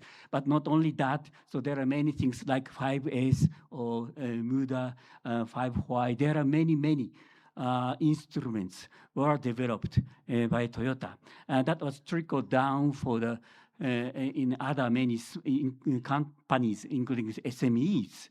That was the big movement. And then Kaizen, that was in the different meanings. But in the 1980s, it is considered now as the aggregated, comprehensive meaning, bringing everything under the umbrella, all the tools, instruments, and considered called as Kaizen. And by Mr. Imai did a very important job to publish the book called Kaizen. So that becomes the bestseller. And it was made a very important role to disseminate the idea of Kaizen globally. So now, next, please. Yes. So, and as I mentioned, the Kaizen origin is, a part of the origin is US. Statistical quality control, but it was evolved in Japan, left-hand side, and both productivity and quality. But then that is also re-imported by US. Then like lean management, so that is born in US, but it was the origin, the idea came from Japan. And Japan, again, learned from that lean management. So this kind of the ping-pong game that made the quality and the productivity improvement became more, the comprehensive one. Next slide, please. And yes, just recently, the end of last year, so the World Bank, its flagship report, World Development Report, the main topic was the standard. And there, the World Bank introduced Japan's case about especially this quality improvement, how Japan did this kind of quality improvement and management. So this explains very nicely. So I just referred, I don't go into details, but that means that this quality improvement was recognized in the World Bank at the global level. Next slide, please. Now, JICA is doing a lot of work on dissemination, and Kaizen handbook, that is one. And also, we introduced the multimedia. This one is this is available on the website on YouTube. I do the overseas work of this. Next slide, please. I will bring some ideas to this slide. And Kaizen evolved. JICA supported Kaizen at the beginning in 1983, Singapore. and directly requested by the then Prime Minister Lee Kuan Yew. And he is very enthusiastic of Kaizen, not Kaizen at that moment, productivity, he said. And Singapore created a productivity improvement. We had the 7-year project. We dispatched 200 productivity Kaizen experts. There, that was the beginning, and it explodes in Asia and then to the other the continents. And most recently, Africa is the epicenter, most actively engaged. Many countries are doing Kaizen. The JICA is doing the partnership. Next, please. And Kaizen is already spread in the world. For example, this shows 5S word is already translated into many languages. It was originally Japanese languages, but first into English, but for many, many other languages. In Kiswahili, there are many versions. There are 3 versions, at least I found. So it is translated like that. Next slide, please. Yes, it is operated under many ministries, so it's not that simple. So productivity, the Ministry of Labor normally, and Ministry of Industry, and other many ministries, they are in charge. Next, please. Yes, so now we call it Africa Kaizen Initiative. This is the effort to aggregate or customize to the African nature of Kaizen itself. This is a partnership between Auda Nepad, where I belonged to until 2 weeks ago, and JICA. And this is a 10-year initiative. Many countries are involved, and especially the 16 countries are core, but 44 countries are already in the picture to go through this Kaizen effort. And it's the yes, the result is already clear outcomes. For example, 64% productivity improvement and 56% reduction of the defect ratio. That means the quality improved, and so productivity improved. Next slide, please. And it is that we are doing Africa Kaizen, for example, annual conferences to share the knowledges and center of excellences. This is the most the advanced the institutes or countries are spearheading to disseminate in the neighboring countries. 4 center of excellences introduced. One of them is Ethiopia, a Kaizen Excellence Center. So my the closest partner, Mr. Mindae, for General Manager, will join in the panel discussions. He will have more. Next, please. And so we have published a lot of books. And next, please. Now, the Africa Kaizen annual conferences, this is not a gathering. We are creating something new. For example, in 2022, how Kaizen can contribute the regional value chain, that means the African AFCFTA, and Kaizen, how Kaizen can contribute to the agglomeration, for example, SEZ. Next slide, please. And how Kaizen can be a digitalized innovation with startups. And Kaizen is born by statistical quality control. That means the collecting data, visualization, showing data, analysis. These are very important part of Kaizen. So that means very familiar with the digital world. And also the global budget. Next, please. So I would like to show some cases in Africa very quickly. The biggest case is Ethiopia, but we have Mr. Mindae later on, so I save it for him. For example, Zambia's case. Zambia is highlighting QC Circle, and they are doing the National Kaizen Conference by themselves, so the long-standing, I think more than 15 years, they are doing by themselves.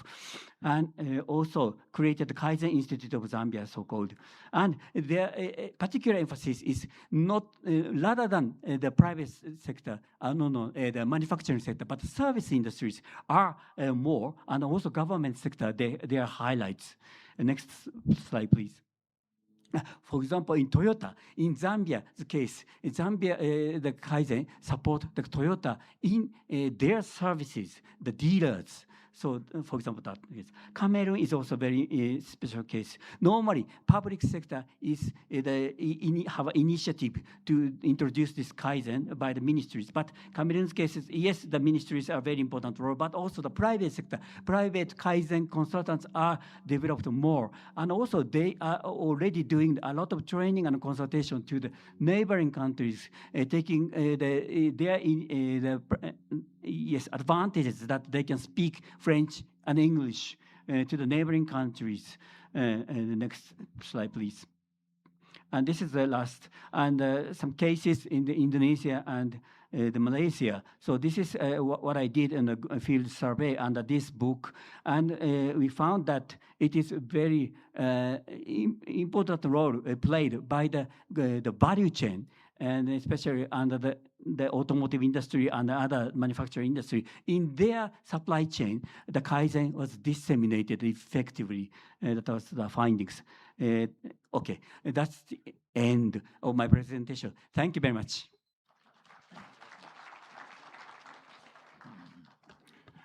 Thank you very much, Mr. Toru Homer, again for that very candid presentation.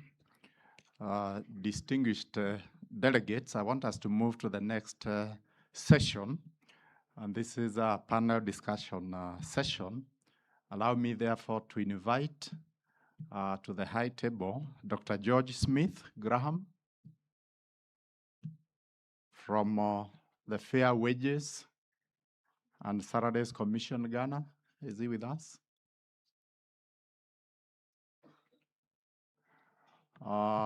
Let me also invite Engineer Midaye from Ethiopia. And we have just been told about the Ethiopian Kaizen model.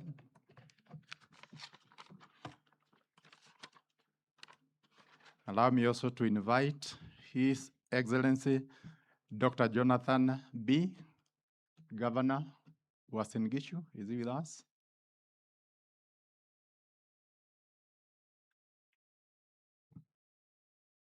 Possibly not. Commissioner Mohamed Aden.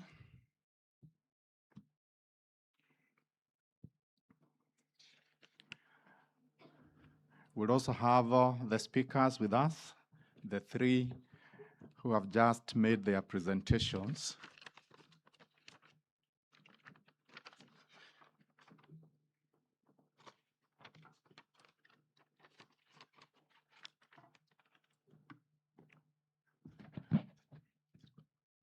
Is it possible, Secretariat, to have this podium moved a bit? Yes, just move it aside.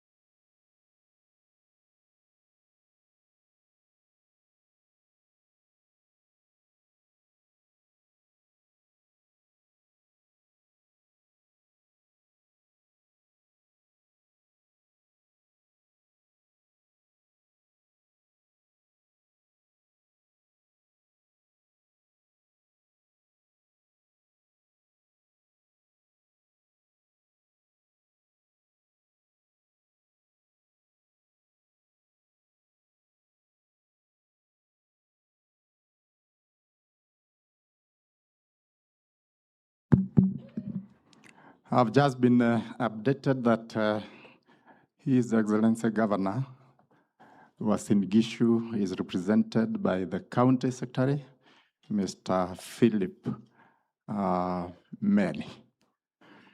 So I'll pose a few questions to the panelists and the speakers just to go deeper into the subject that has been presented this morning. Allow me then to start off with Dr. George Smith Graham.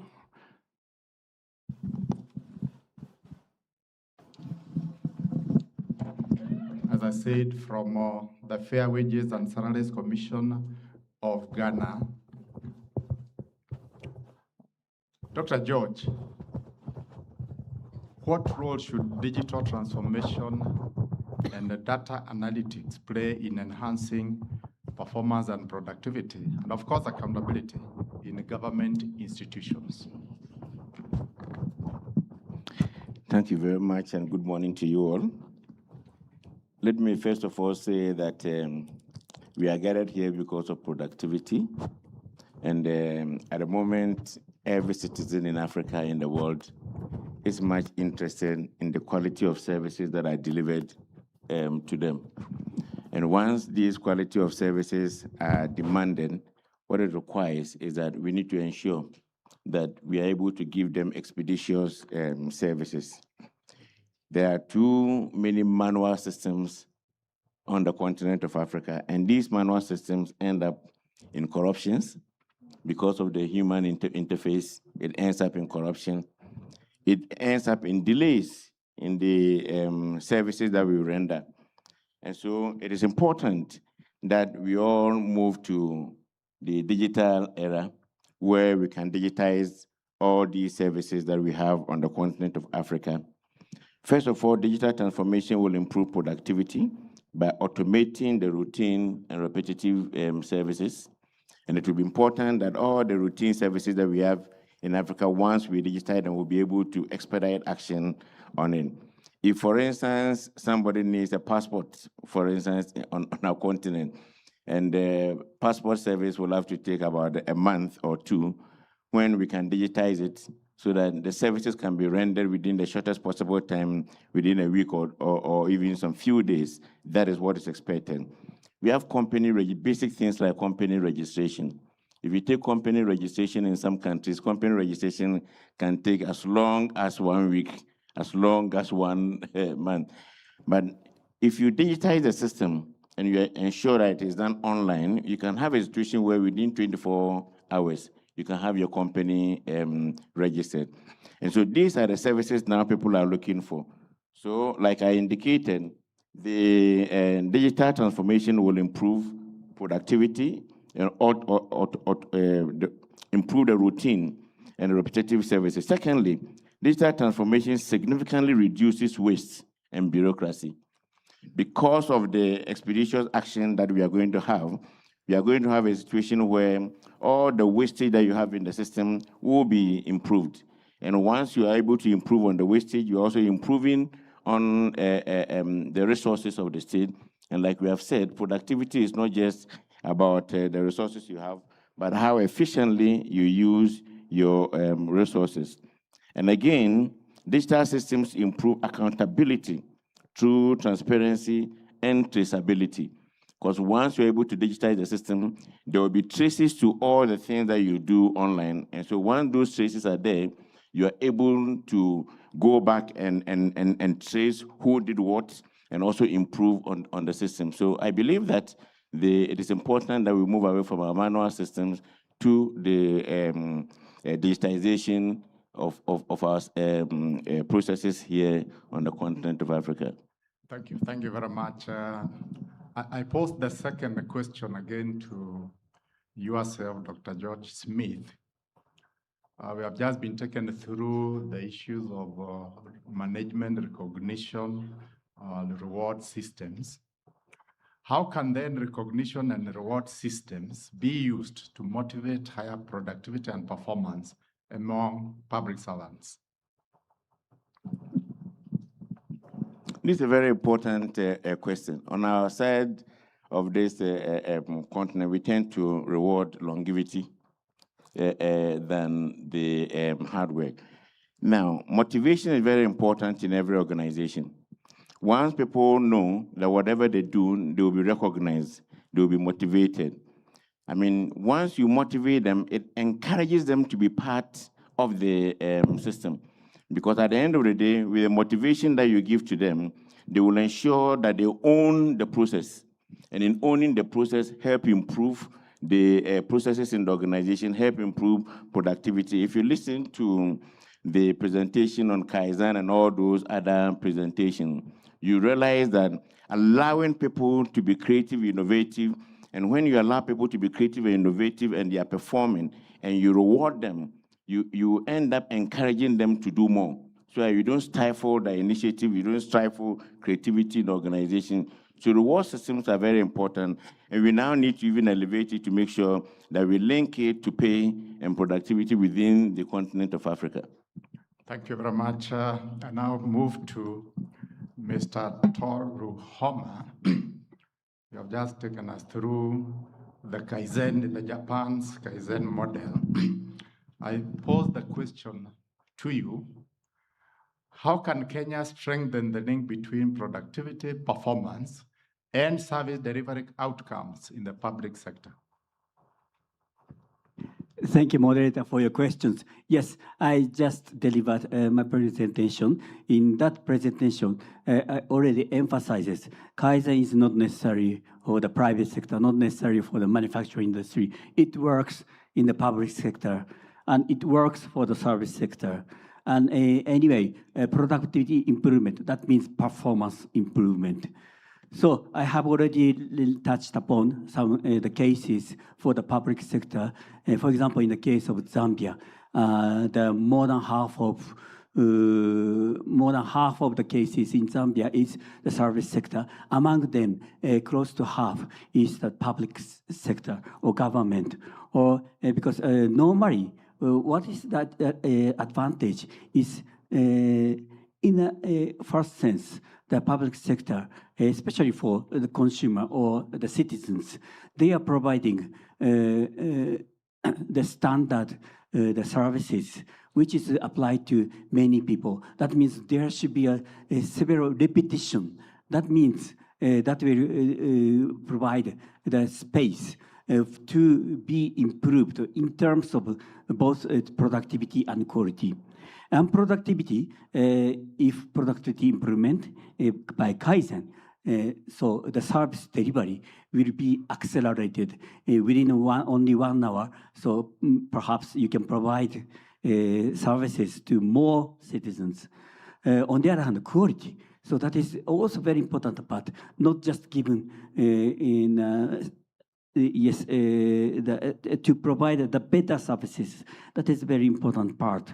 So from both aspects, I hope Kaizen can be applied. And in the case of Kenya, already 2 institutes are spearheading NPCC, National Productivity and Competitive Center, and also KIPT. And these institutes are already known Kaizen and already doing the dissemination activities. I hope they can help. Thank you very much.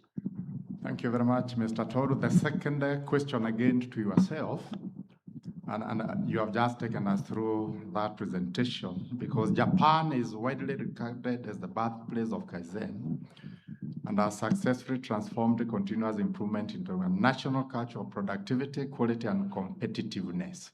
From your own perspective, what are the most important lessons from Japan's Kaizen journey that countries seeking performance and productivity transformation should adopt today? Yes.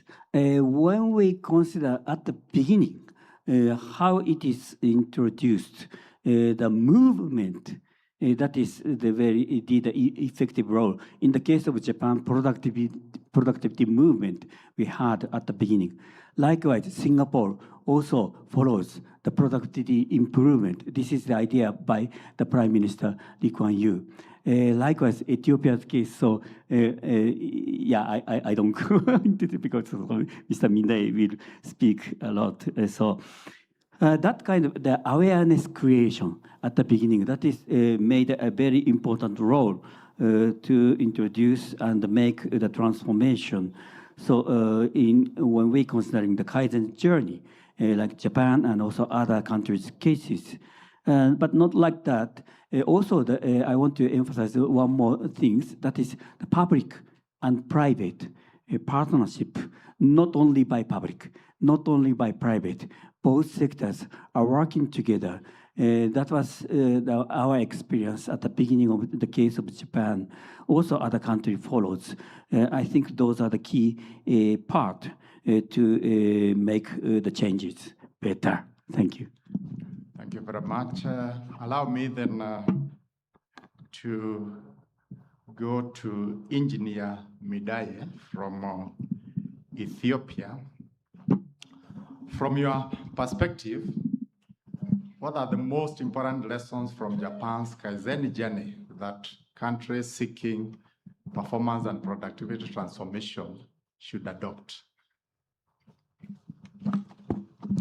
Thank you very much. Before that, just to give you a very insight, can you imagine that our late Prime Minister Meles Zenawi was here and attending Mr. Homa's presentation and visualizing the importance of Kaizen for Ethiopian situation. That was what happened in 2008 in the TICAD conference in Japan.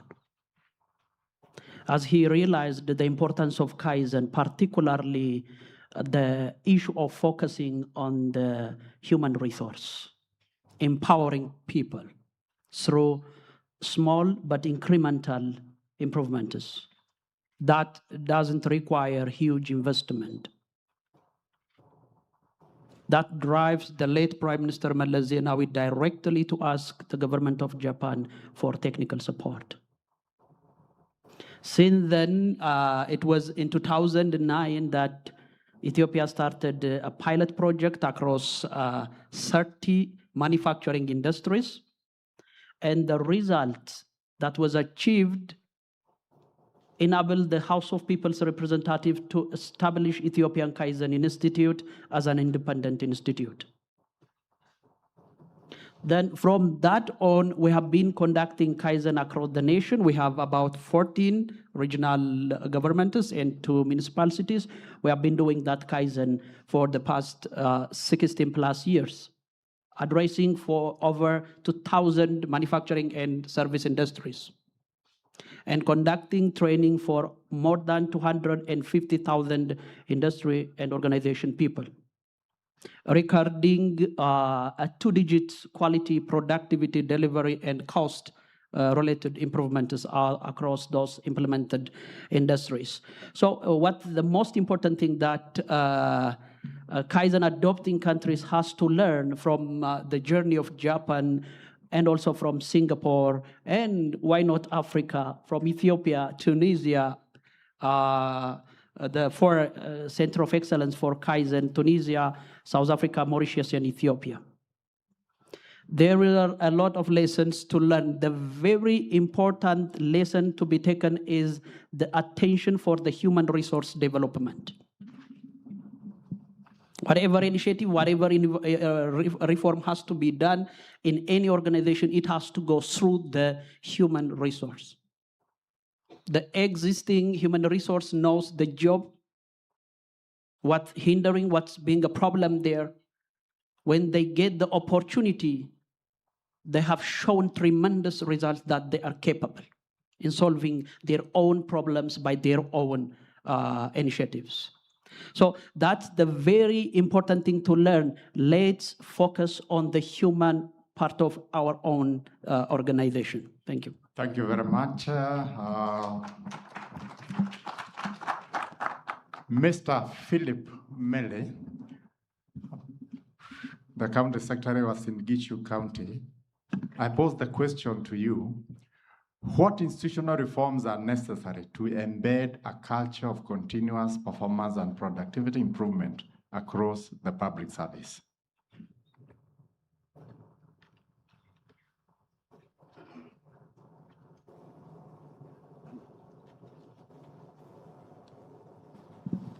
Thank you. Good morning, everybody.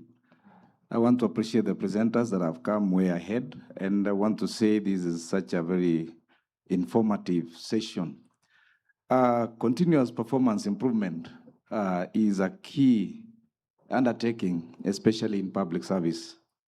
The reason is because public service has always had that traditional bureaucratic way of approach to decision-making, project implementation, and customer approach.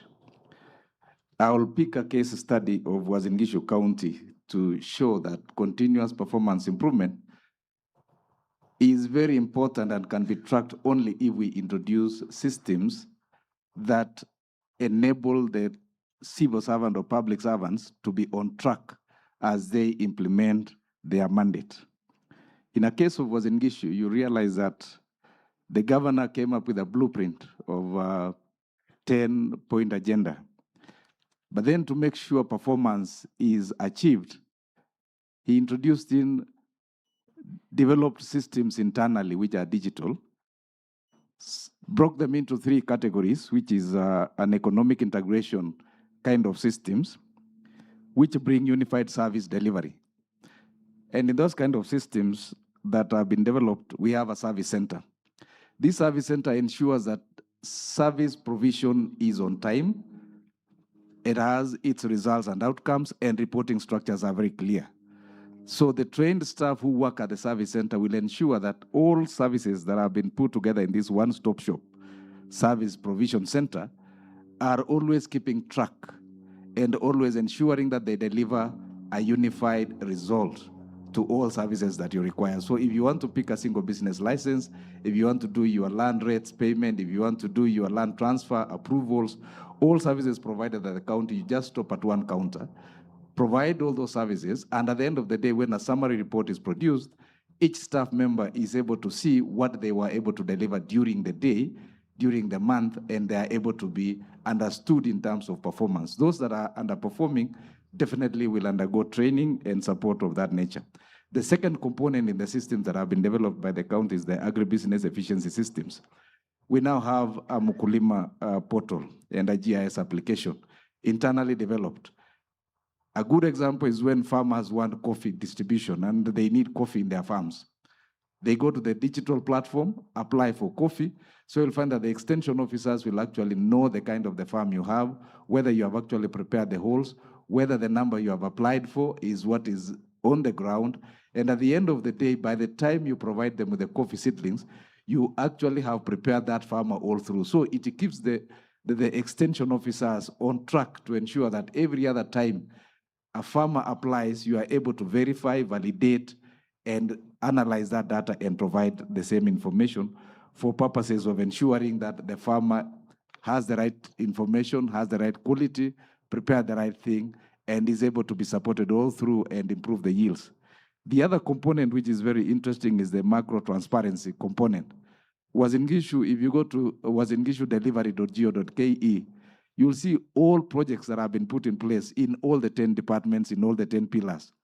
Immediately you prepare the project in your ADP, you capture them in this system, you go through the tendering process, you award, you begin to work on that project to the delivery of the successful end of the project. That has been very clear through this dashboard. So you'll realize that if you go to the delivery, the citizens are always aware of the start of the project to the end of the project, the deliverables in that project, the outcome of the project. So you'll be able to see all the projects done in Uasin Gishu since 2013 until now, all the projects that are ongoing, those that have stagnated, and you can click and see reasons why they are there. There's a frequently asked questions section. So it keeps staff members on track, because if you are actually running a project, if you are an engineer and you're supervising a project, you will continuously update that project, because there's a citizen portal that they will ask questions. Why delay? What has happened? What has been happening? And the strength of all this, you continue to train staff because they must keep abreast with the ever-changing technological trends. Otherwise, if you don't do that, then the citizens will move ahead of them, and you'll find some of the issues raised cannot be answered, and that now makes the end of your service delivery or performance improvement. So that is the kind of structure that we've developed in Uasin Gishu, and these systems are internally developed, so we are not held hostage by any other person. So the skills of this staff is regularly improved to ensure that they are abreast with the technologies that are coming on board. Otherwise, so that we don't over-rely on vendors, licensing, and getting stuck with support from outside. So you find that that improvement is continuous and regular. Thank you very much, County Secretary. And now I move to Mr. Simon Calwart. Just one question for you.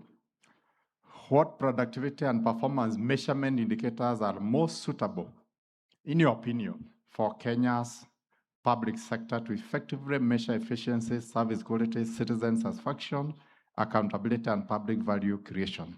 Just a few. Thank you so much.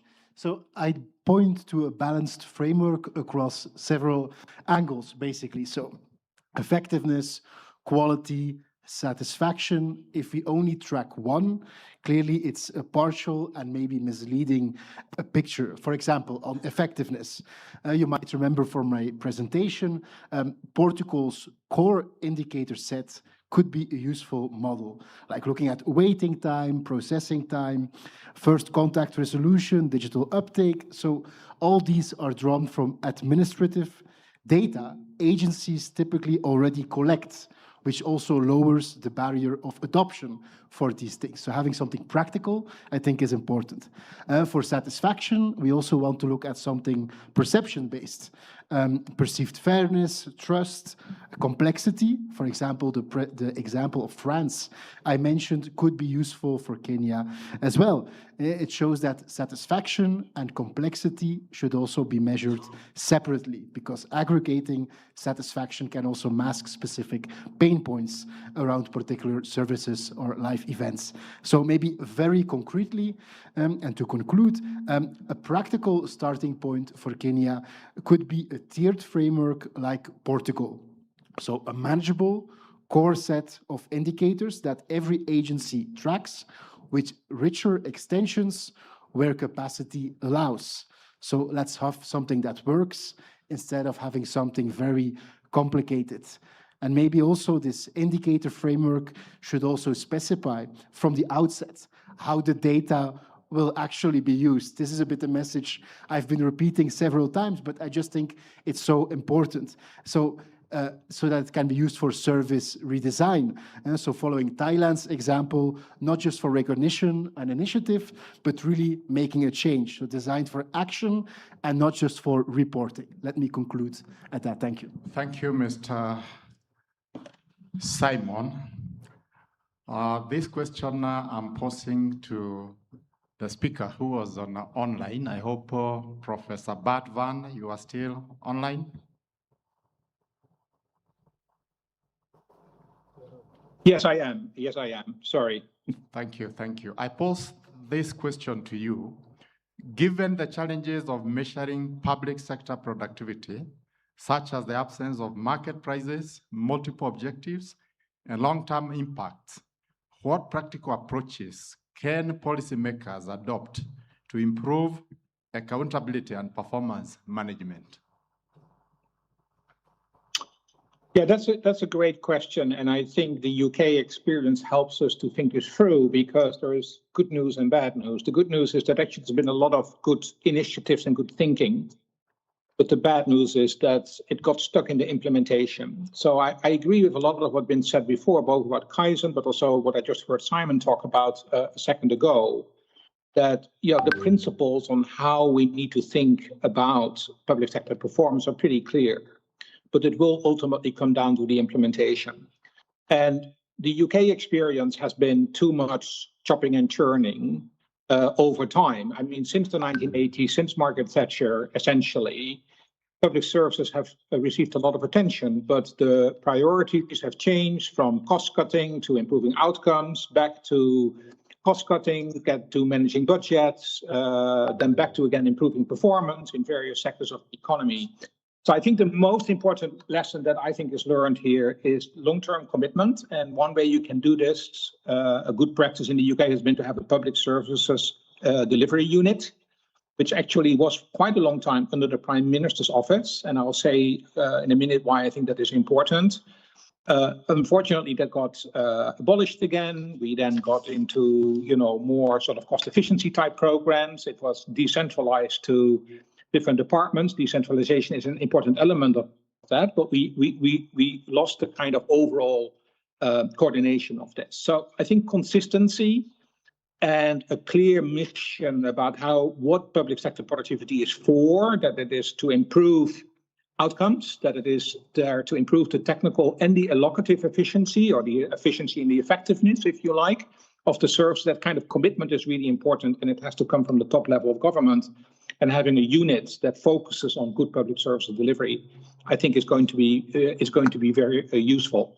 It also has to be cross-cutting across departments. There's been too many initiatives about different public sector organizations doing their own thing, rather than learning from each other, but also to join up their different projects. So, for example, a good example is in the justice system, where we know that the police, the justice system, and the prison system, obviously very connected, are quite often out of sync when it comes to coordination of performance initiatives. So even if the police is producing its productivity, if the justice system doesn't work very well, the delivery chain, to use that terminology, gets stuck again. So I think that is very important as well. And then finally, I think there is the measurement. The measurement is important. It's been said many times this morning that what you measure is what you actually track and what you're going to manage. But that measurement comes at two levels. It comes at the national level, where the statistical office, in the UK, that's the Office for National Statistics, but every country has their statistical office, does that in a way that it is aligned to the national account system that helps the finance to budgets and things like that. But it needs to be related to a performance tracking system that happens in individual government departments. And that, of course, the national measures are not sufficient. You need a lot more. And what's interesting, if you read it as well, is that the national measures can benefit from better performance tracking at the departmental level, right? Because you get better indicators that you can then begin to integrate into national statistics. So that collaboration, I think, is quite important between the National Statistical Office and the performance review. So in summary, long-term focus, commitment from the top of the government, quite often the Prime Minister's office, focus on outcome measures and take that kind of long-term approach to it. And then finally make sure that sort of aggregate measurement and departmental measurement or individual measurement for different organizations come together. Thank you. Thank you very much, Professor Bart. Distinguished delegates, we are just almost done with this session. In the interest of time, allow me to do a quick summary from the panelists and the speakers, at least what I've got, very high-level summary. Number one, that digital transformation is key in performance and productivity transformation. Indeed, we have just been told that it reduces waste and time, and time is a resource. Secondly, motivation. That motivation helps to improve performance and indeed productivity. It encourages creativity and also innovation. And you'll agree with me that innovation is also part of the value chain of performance and productivity management. The third point that I've picked is that awareness creation and top leadership involvement is key to performance and productivity improvement.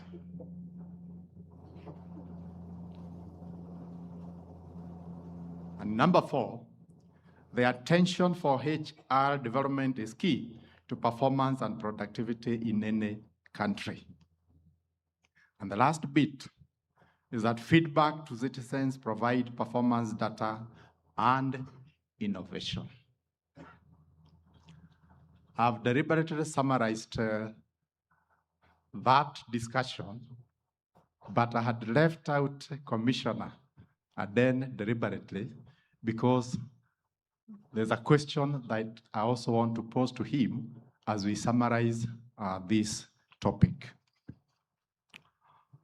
All ministries, state corporations, and tertiary institutions in Kenya, at least in the executive arm of government,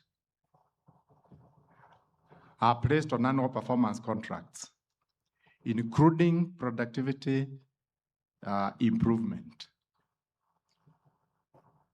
Judiciary, as we were told yesterday, is also on performance management. If I recall,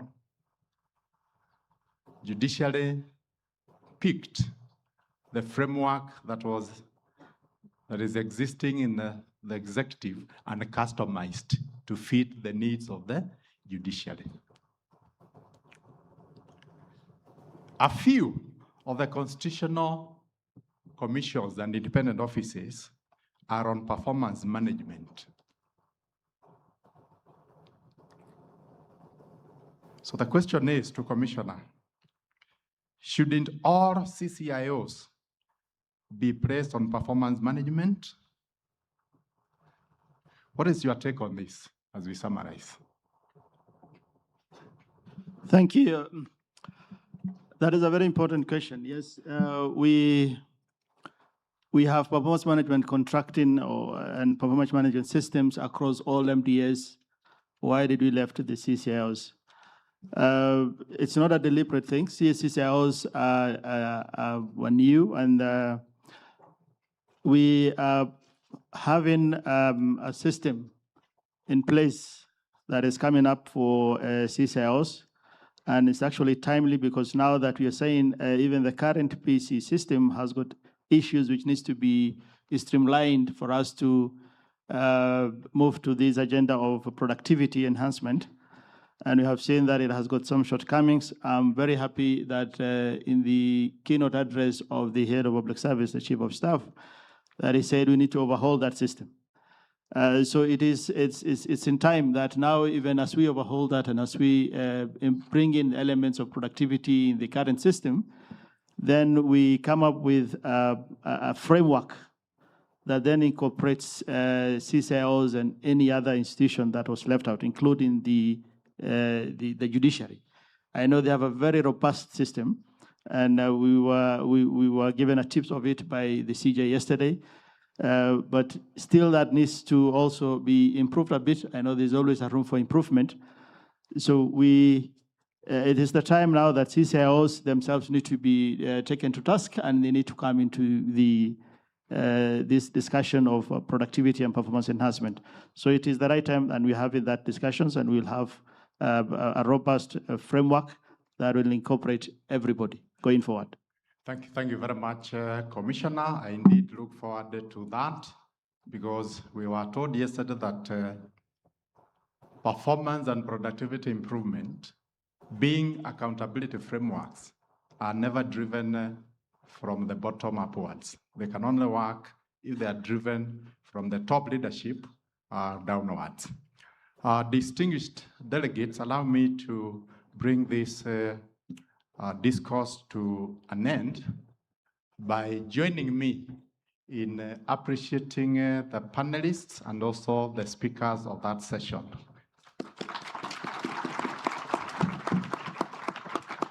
And with that, I want then to hand over the program back to the session chair, Commissioner Meli.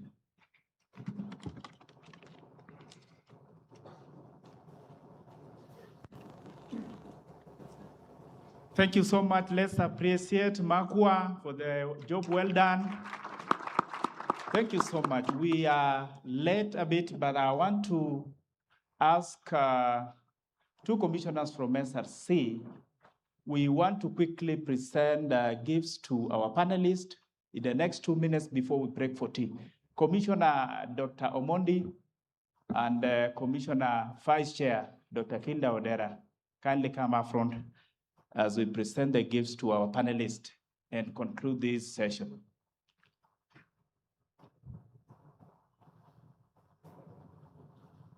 We can be upstanding panelists and then ask Vice Chair to begin.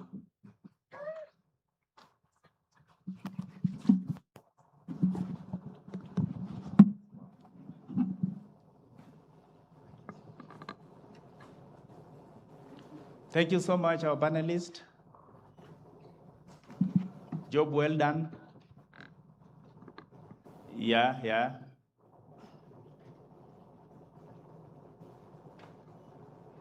Dr. Omondi, you can move to the next panelist.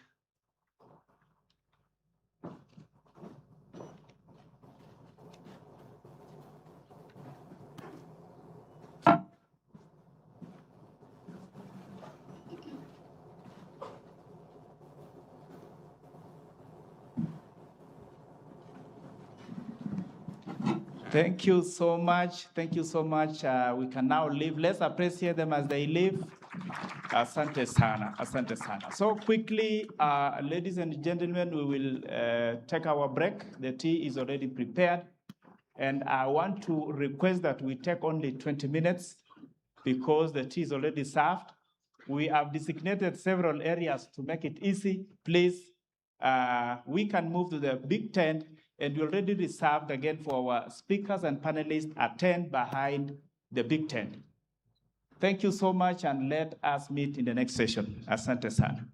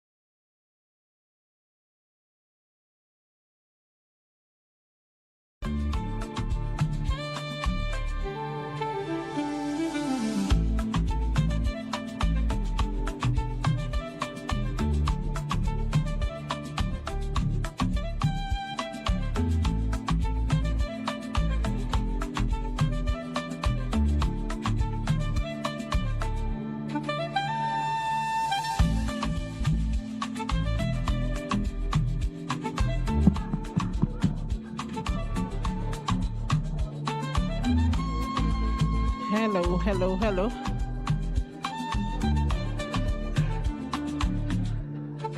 Kindly, we want to, good morning, everyone. Those that are outside, kindly, it's going to 12 so that we can start the next session. So let us get in kindly and settle. Let us descend on our seats. We could kindly descend on our seats. Those that are having fellowship outside, we would be happy that if you would join us. You're very important to us, and we do not wish to start when you're not here. The ones that are having fellowship outside, kindly let's settle down. Let us settle down so that we can move to the next session.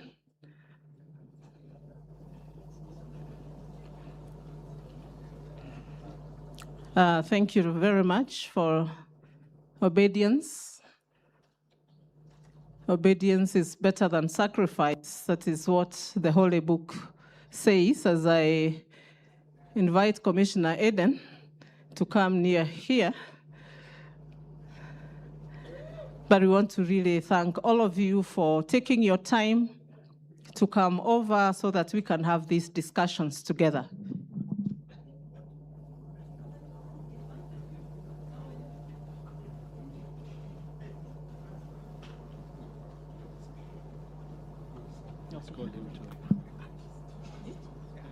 All right. Yes, let's have the artist as our moderator for this session. Prepare us. We have our artists who would take about only 5 minutes or so that we can refresh a little bit. KSG can be a little cold, but we believe that you have warmed yourself with that cup of tea. And I was saying we appreciate that you are able to join us. And we believe so far the discussions are important for each one of us so that we can continue working together, both the national and county governments and the public sector, because we would wish that this nation moves to the next level. And we are the people that have been placed in positions of responsibility at a time like now. And so let's carry this as we go back. The real solutions that will come out, we believe that we are all able to walk the talk. So welcome our artists. We give you 5 minutes, after which our paramount MC will take the stage. Thank you. So welcome. You have about 5 minutes. Thank you.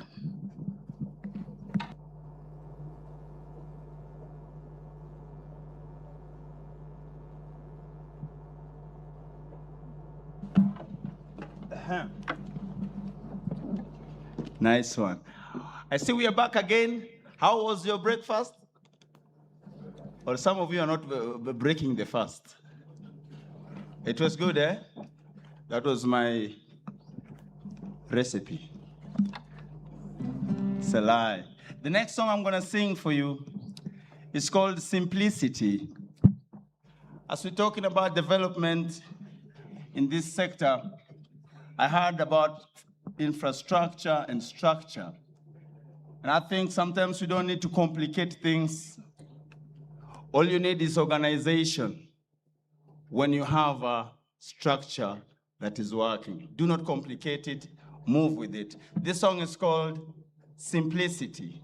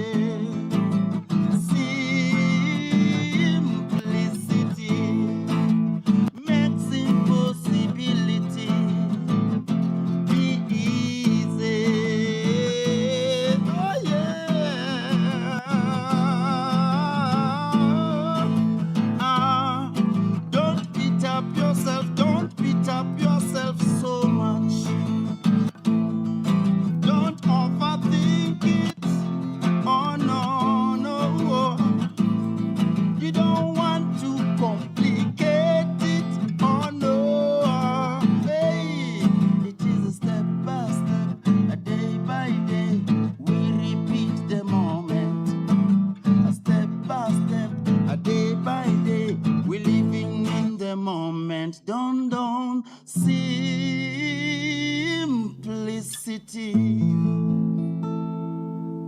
makes impossibility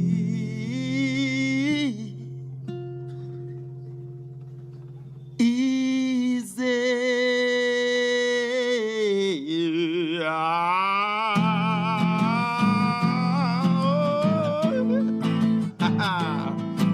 Don't beat up yourself, don't beat up yourself, no, no. Simplicity makes impossibility easy. Simplicity makes impossibility easy.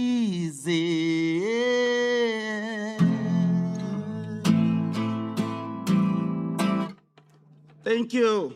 Round of applause. And I have an album, by the way, called Culture Shock. So if you have some time, go check it out. Thank you so much. That's how we develop this development of creatives. Thank you so much.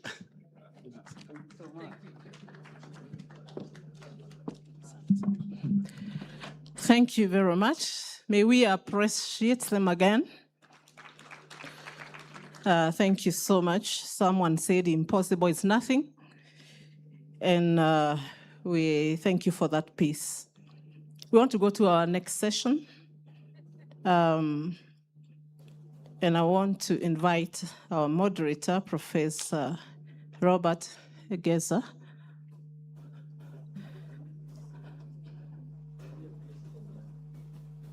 Professor.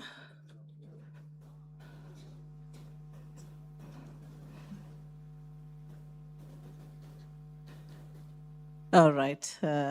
Welcome to take over. We have about 1 hour to 1 hour 15 minutes for the next session.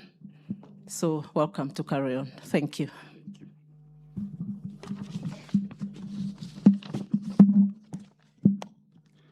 Riding on already established protocol, fellow delegates, ladies and gentlemen, good morning.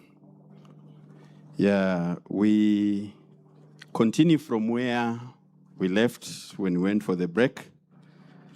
We started the day by looking at devolution, performance, and productivity. And we've, in the last session, we were looking at performance measurement. To usher us into the next session, Professor Robert Egeza from the School of Business and Economics, Masinde Muliro University of Science and Technology. Now, improving Kenya's economic performance, as we are all aware, is dependent so much on creating a highly productive public service. These public servants that we expect to help the country develop, as they give in their labor, they have legitimate expectations of a fair return on the labor that they give. So to that extent, the expectations they have is in terms of wages. Various models of remuneration have been proposed. And as we've seen since yesterday, remuneration has to be looked at not just from a payment per se, but a sustainability perspective. So the sustainability of Kenya's finances is closely linked to the public sector wage bill, which remains one of the largest components of government expenditure, both at the national and county government, as we've seen. This session that we are going to have, ladies and gentlemen, seeks to explore wage determination and general public sector compensation management in a manner that we want to see how we can strategically align productivity, performance, and value for money in the public sector. To help us interrogate this critical topic under the theme wage determination and management of a high-performing public service, where our focus is on linking compensation to productivity through flexible wages, I would wish to invite the first speaker to come and give us insights on the topic that we have at hand. And he's none other than Lesh Masikowski. I hope I got the name right. Lesh is a senior policy advisor at the Organization for Economic Development and Cooperation, OECD.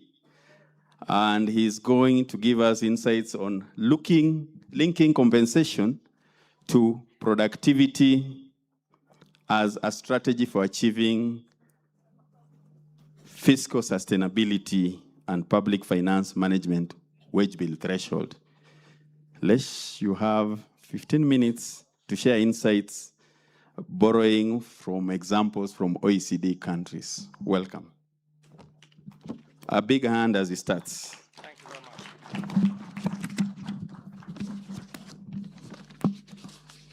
Good morning. First of all, I'd like to thank the organizers and the Salaries and Remuneration Commission in particular for inviting me to this important conference. I only have 15 to 20 minutes to talk about a topic that is so complicated that it hardly fits on my slide. So I'll start by simplifying it. Can I have this first slide, please, then? Let's simplify it into, not this one, this one. How can we increase productivity by paying the public servants for their actual performance and not for their position, their seniority, or just for their presence? And previous speakers, including my colleague Simon, told you earlier a lot about productivity and performance and about measurement indicators. So I will skip my first slides and jump directly to slide number 10.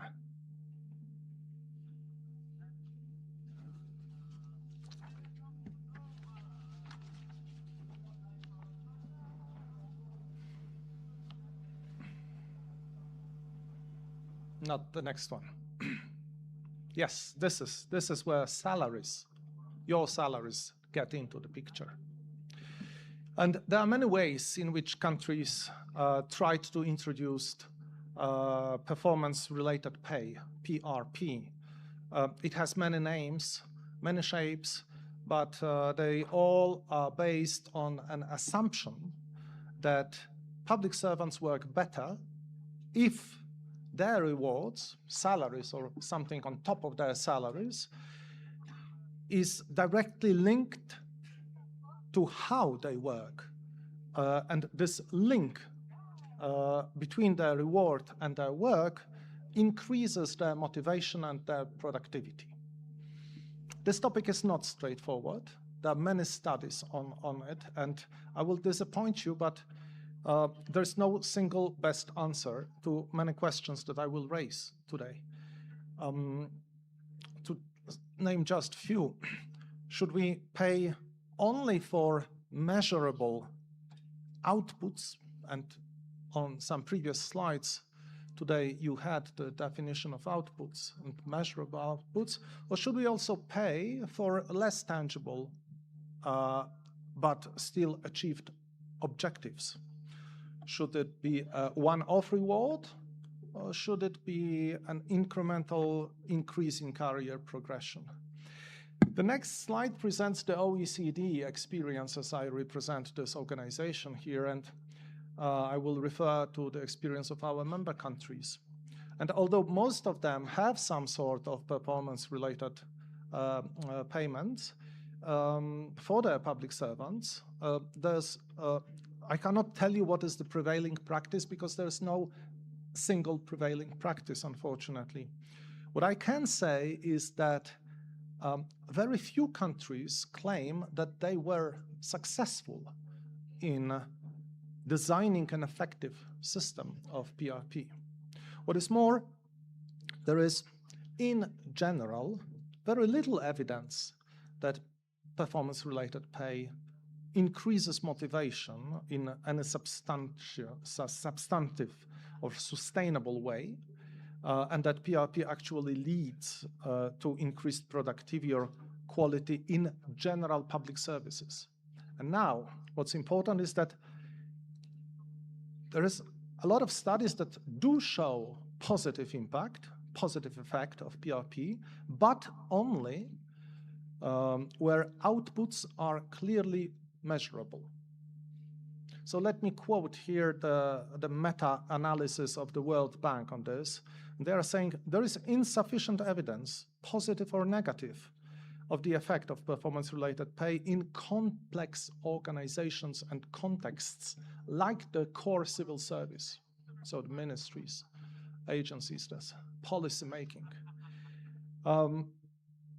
What performance-related pay definitely helps with is the introduction of performance norms, which is already an achievement on which more can be built. The next slide shows what we, my organization, encourage or recommend other countries to do. Namely, if you decide on introducing performance-related pay, you don't need to, it's your choice, but if you do, then it should not be the major part of your salary. It should be a small addition to it. It should be based on clear criteria, and the incentives should be aligned with the public interest. You can see on the slide some of the criteria that we use to check whether national systems are aligned with these good standards, but there's much, much more to it. This you can see on this slide. These are characteristics of a good PRP system.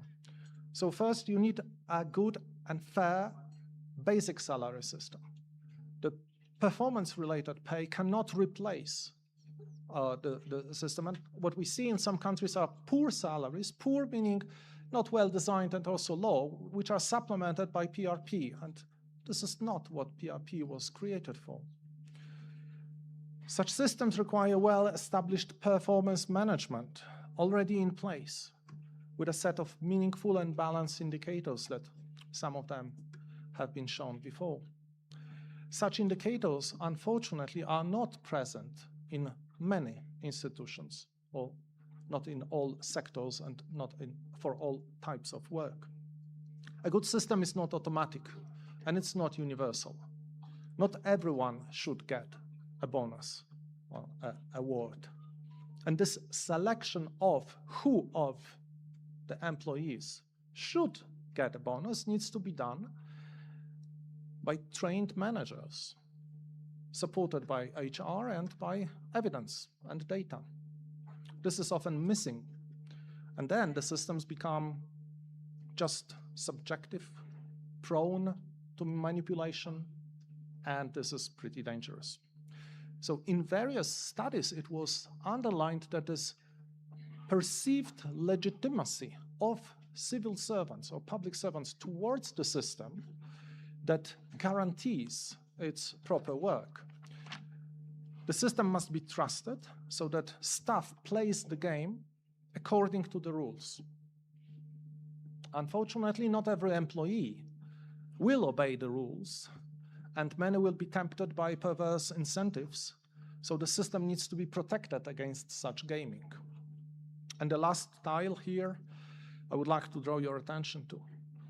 The system must be able to adequately deal with low performance or low performers. If your managers cannot tell to their employees, sometimes their colleagues or friends, sorry, but you have not met your targets. Sorry, but you have not developed your competencies, you have not contributed to our goal, and we need to address it. If they are not able to do it, they are likely to spread the performance-related pay, the funds that they have, equally across all their staff. And of course, this doesn't make any sense if you want to have PRP in place. Systems where decisions about bonuses are centralized at the higher level are quite rare. Most often, these decisions are given to individual institutions and actually should be given to individual managers. And the question that you may, of course, have is how much is enough? How much should it be? And this is very individual, but what we see is that a system where 3 to 5% of a wage bill of individual institution is devoted to PRP is already enough for a meaningful system and meaningful rewards. Central body should provide guidance, should ensure oversight, but as I said, these decisions must be taken as low as possible. And a question for you, think about that.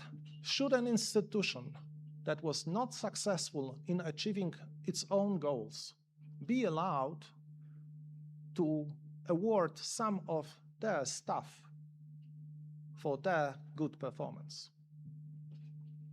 This is a question we could have a debate on. Happy to do it one day. But now let me focus on what I already mentioned among the risks, a situation when everyone gets a bonus.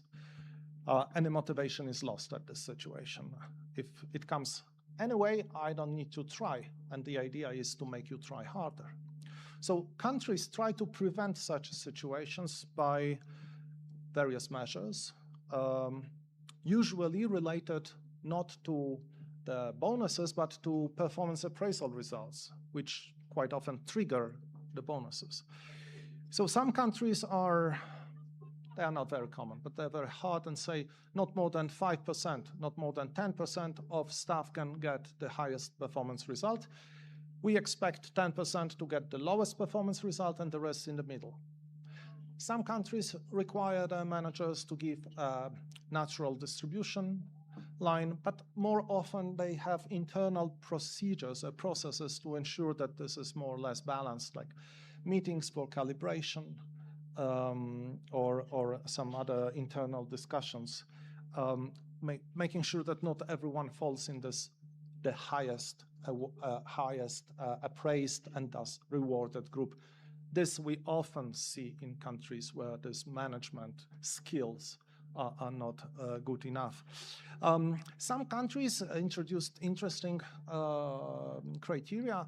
For example, on a scale 1 to 5, when 5 is the highest, to get 5, you need to prove that your employee did something outstanding at the level of a country.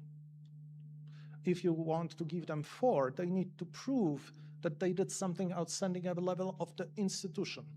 And otherwise, everyone gets 3, which is the middle result. And I can tell you that in my own institution, and Simon can confirm this, we were all told, and there are three results, meeting expectations, below expectations, and above expectations. And when the system was introduced, reformed, we were all told, we hope you all meet expectations. And then individuals will get more than meeting expectations. And then you have the basis for making this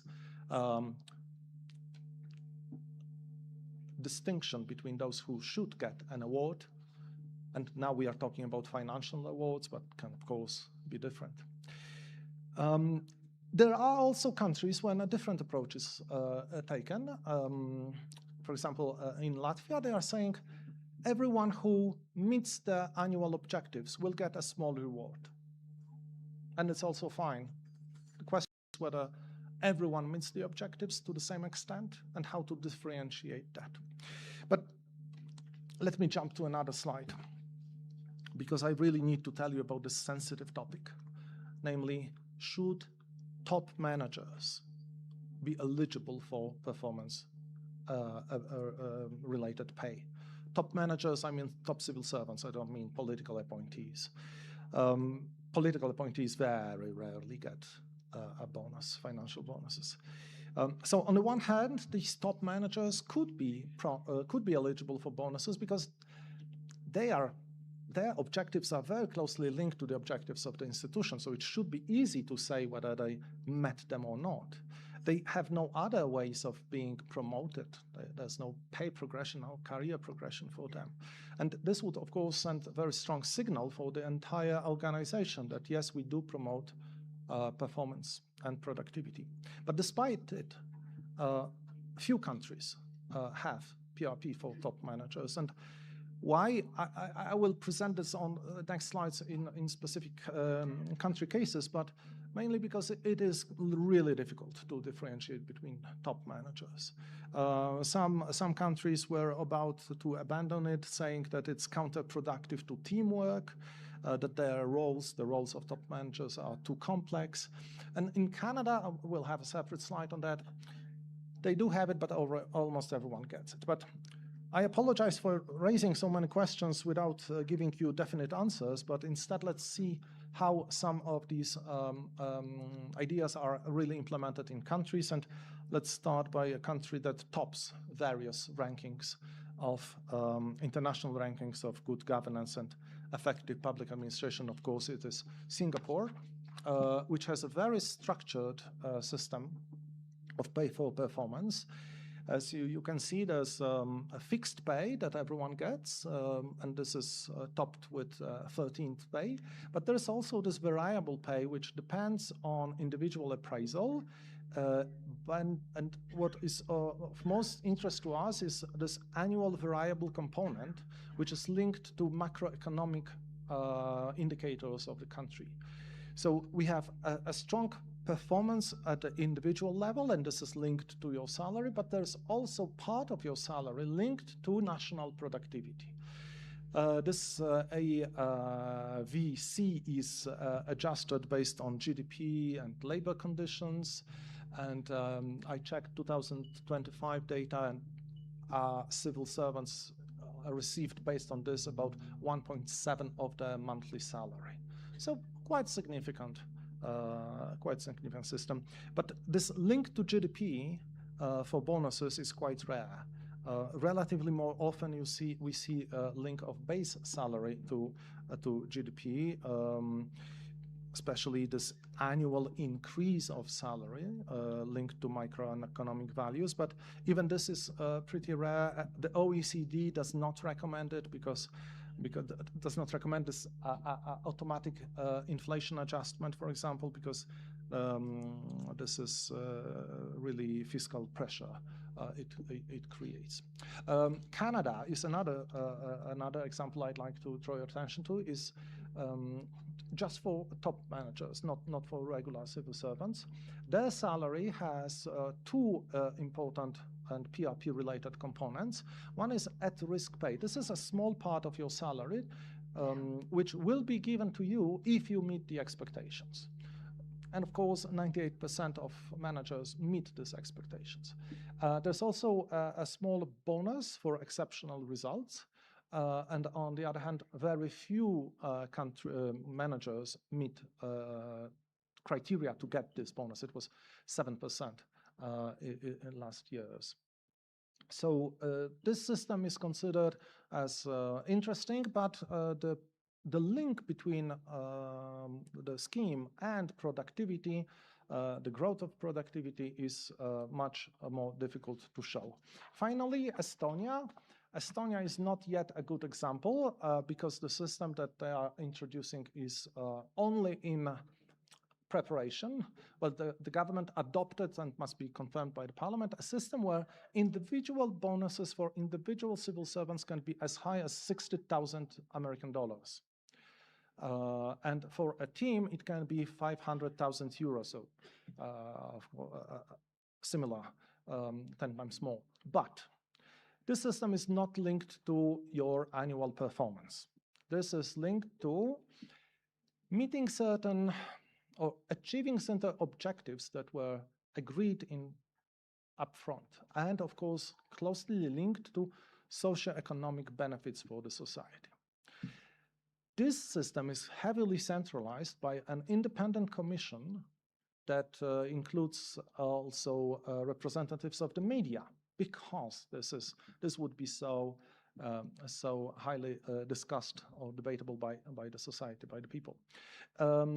If you meet the objectives that you set, if you achieve, whatever happens, whatever you promise to do, and if it has a big impact, especially if it leads to the abolishment, to the elimination of your own position, then you can get a big bonus. So I always ask whether this would be acceptable in your country, and of course this is for you to answer. Let's summarize this part.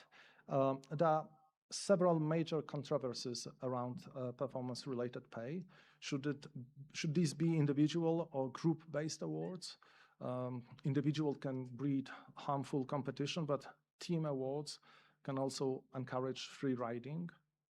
How big these awards should be? Small rewards have limited effect, but very large rewards can further encourage gaming and perverse incentives.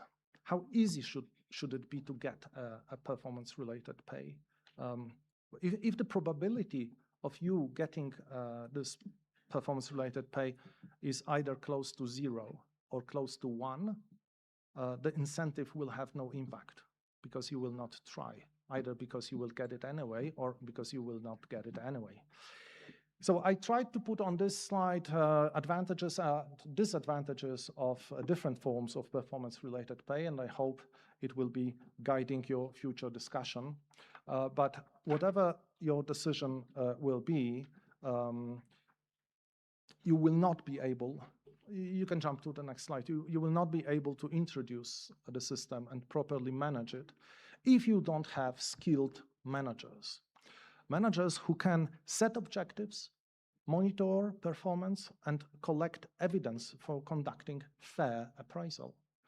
Managers who can differentiate performance levels, who can provide honest feedback and have difficult conversations with their staff. Managers who can manage complicated rules and budgets for PRP and who can ensure integrity and procedural fairness.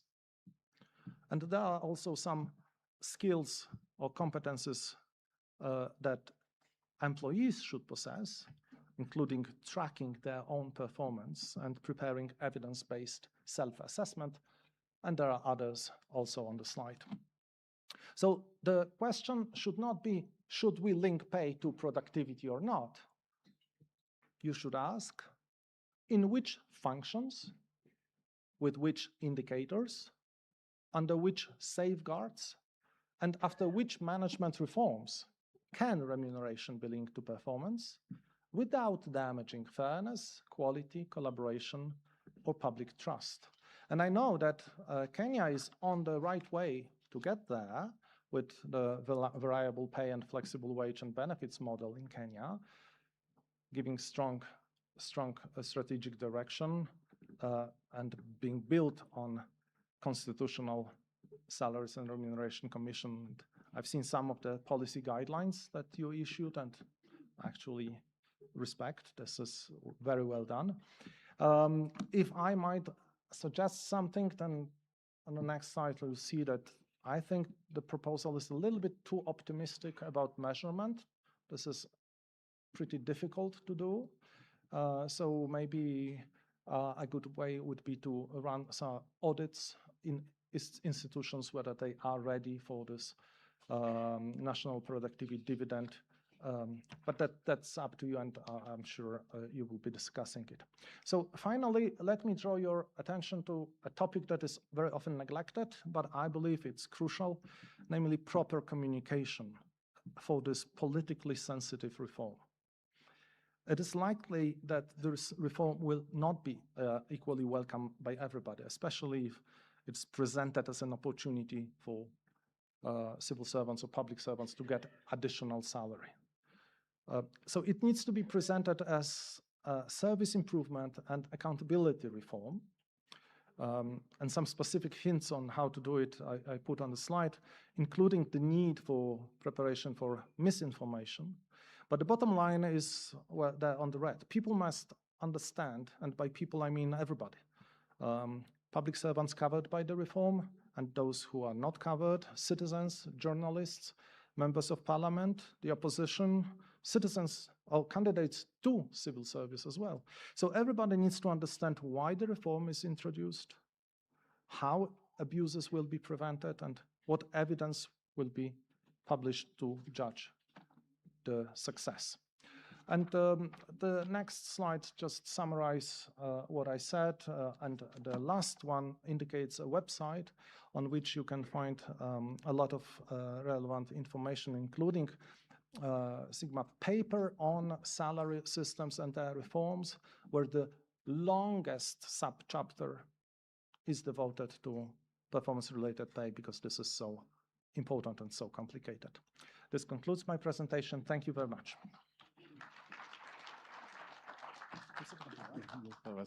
Have a seat, please. Thank you very much, Lech Masikowski, for that presentation that draws from examples from various countries that OECD works with. Now, from that presentation, where we were taken through a tour of Singapore, where we have aspirations to go as a country, Canada and Estonia, with regard to performance-related pay, Lech has brought out key questions that we need to ask ourselves as we take that journey. Should it be individual or group? How big should the reward be? And how easy should it be to get for one to get the necessary impact if we implement? And to what extent are the managers whom we are expecting to measure the performance, and based on it we reward that performance? What skills do they have, and how objective will they be? In which functions and which safeguards have we put? Now, getting from that OECD perspective, I wanted us to come locally, and to get that local perspective, I would wish to invite Commissioner Wangui Mushiri, a commissioner with the Salaries and Remuneration Commission. Commissioner Mushiri is an accomplished public affairs and governance and security communications expert with experience in government, media, communication, and PR. She has served in the Office of the President, Cabinet Affairs Office, and also the Presidential Delivery Unit, and currently she sits on SRC. Commissioner, welcome. Please give us insights on wage determination and management for high-performing public service from a Kenyan perspective. Welcome. Thank you. Thank you, Prof. Good afternoon, everybody. Good afternoon. It's a tough job to come here just before lunchtime. So I'm hoping to get and maintain your attention. And so I think I'd requested from some roving mics, I need you to help me get through this so we can get through this session together. And I'm going to begin this question by asking you a question. In your opinion, in one sentence, so the answer is yes, because just one sentence because of time. Do you think that money can buy happiness? Can money buy you happiness? Can I just see why? Let me have some hands up. Can money buy you happiness? Anyone want to tell us what they think? I have mics that should be going round. I thought, Yani, I would be having people jumping. There's a lady here. Where are the microphones? There's a lady here who wants to respond. There's another lady there. I'm sure there has to be a guy. Yani, it's only mamas who are answering today. There's a gentleman over here who wants to tell us something. Yes, madam, just tell us yes, because, not a paragraph, a sentence. She says because it will get you whatever you want, and her answer is yes. Can money buy you happiness, madam? There's a lady here who wants to tell you, yeah. There's another lady this is the first time public participation for ladies is on a high. There's a lady there. What? Yes, money is a messenger according to the biblical concepts and perceptions. Fantastic. Can money buy you happiness? And then we will end with our PSC chair. One more comment, and then our PSC chair will close it for us. Hello. Yes, please. I think the things that matter most in life cannot be bought. Wow, fantastic. And finally, Maybe one gentleman, huh? Allow Thank us you. to give one. Yes, speakers, they make Thank you. My answer would be yes and no. It is contextual. It depends on what context you think money can buy you happiness or not. Thank you. One gentleman. Yes, sir. Yeah, I'm holding the mic. Yes. Money buy you. Money alone cannot buy you happiness. And let us close this with our PSC chair, and then I can take it up from there. Money can only buy you happiness in as far as basic needs are concerned. After that, money cannot buy you happiness. Wow. Let's see what the research is saying. Our first slide will show us. There you are. The answer is that yes. A research by Killingsworth, Kahneman, and Mellers in 2023 says yes, for 80% of the people, money can buy you happiness. However, more than money, health, relationships, time autonomy, meaning and purpose, those matter more. Now that I have your attention, and Chair has given me the difficult task of talking to you about a wage bill, while he had the pleasurable task of talking to you about how productivity can add you money in your pocket. Would you please bear with me? And let us just discuss why this conversation matters. Why is SRC making this shift? And this conversation matters because in our experience at SRC, we are realizing that the amount of the wage bill is not as important as the productivity of the wage bill. We are convinced that we've done a very good job with containing the wage bill, but we need to sustain our wage bill. And so, ladies and gentlemen, fellow Kenyans, our guests from abroad, let me take you in this session through these three things. The first thing we want to do is a journey through Kenya's economy. The second thing we want to do is talk about the issues that are plaguing the wage bill, which are many. But I just want to talk about three things. Mambo ni mangapi? Three things that are plaguing the wage bill in as far as productivity is concerned. And then fourthly, we shall see what remedies can we make. And I'm so happy to do this from a local context and to have been helped on the remedy side by my colleague from OECD, whose name I dare not pronounce because of where I come from. I am afraid I will butcher it, but you can find it in your program. So let me take you through this journey. And before I even do, can I just start by saying that I love what the public service does with their money. At SRC, we have found that when a public servant is paid, they make a difference in their community.